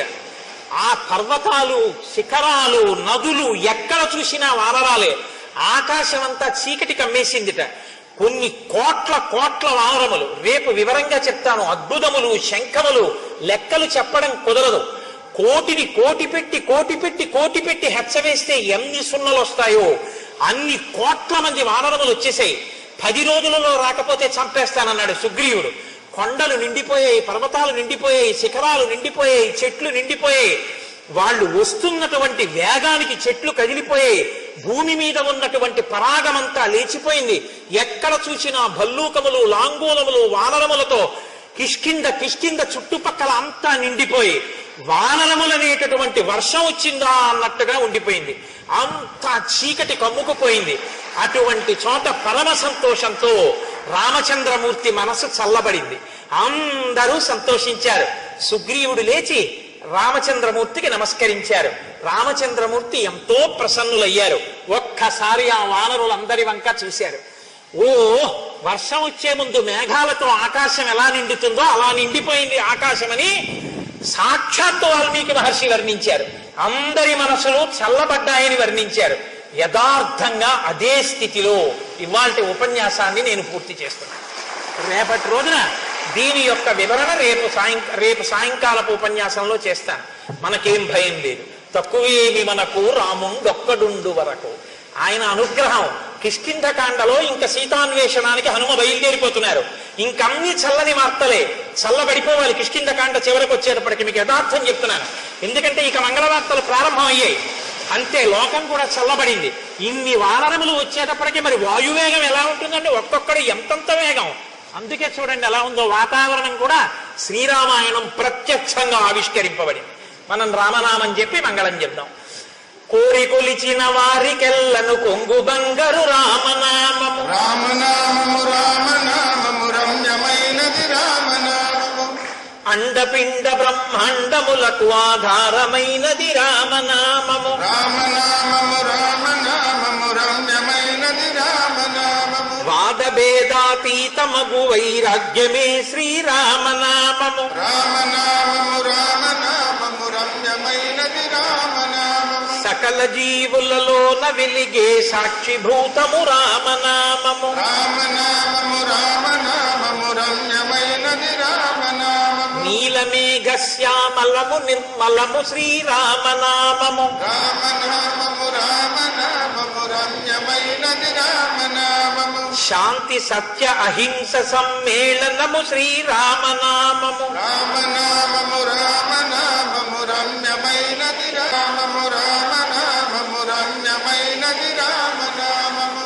పండు వెన్నెల కాంతి కలిగిన బ్రహ్మనాదము రామనామము. రామనామము రామనామము రమ్యమైనది రామనామము. దట్టమైన గాఢాంధకారము రూపుమాపును రామనామము. రామనామము రామనామము రమ్యమైనది రామనామము. మంగళాశాసనపరై మదాచార్య పురోగమై సర్వైశ్చ పూర్వైరాచార్యై సత్కృతాయాస్తు మంగళం. మంగళం కోసలేంద్రాయ మహనీయ గుణాత్మనే చక్రవర్తి తనూజాయ సర్వభౌమాయ మంగళం. ఉమాకాంతాయ కాంతాయ కామితార్థప్రదాయినే శ్రీగిరీశాయ దేవాయ మలినాథాయ మంగళం. కరచరణకృతం వా కర్మవాక్కాయజం వా శ్రవణనైనజం వా మానసం వాపరాధం విహితమవిహితం వా సర్వమేత్తక్షమస్వ శివ శివ కరుణాబ్ధే శ్రీమహాదేవ శంభో. సర్వం శ్రీ ఉమామహేశ్వర పరబ్రహ్మార్పణమస్తు.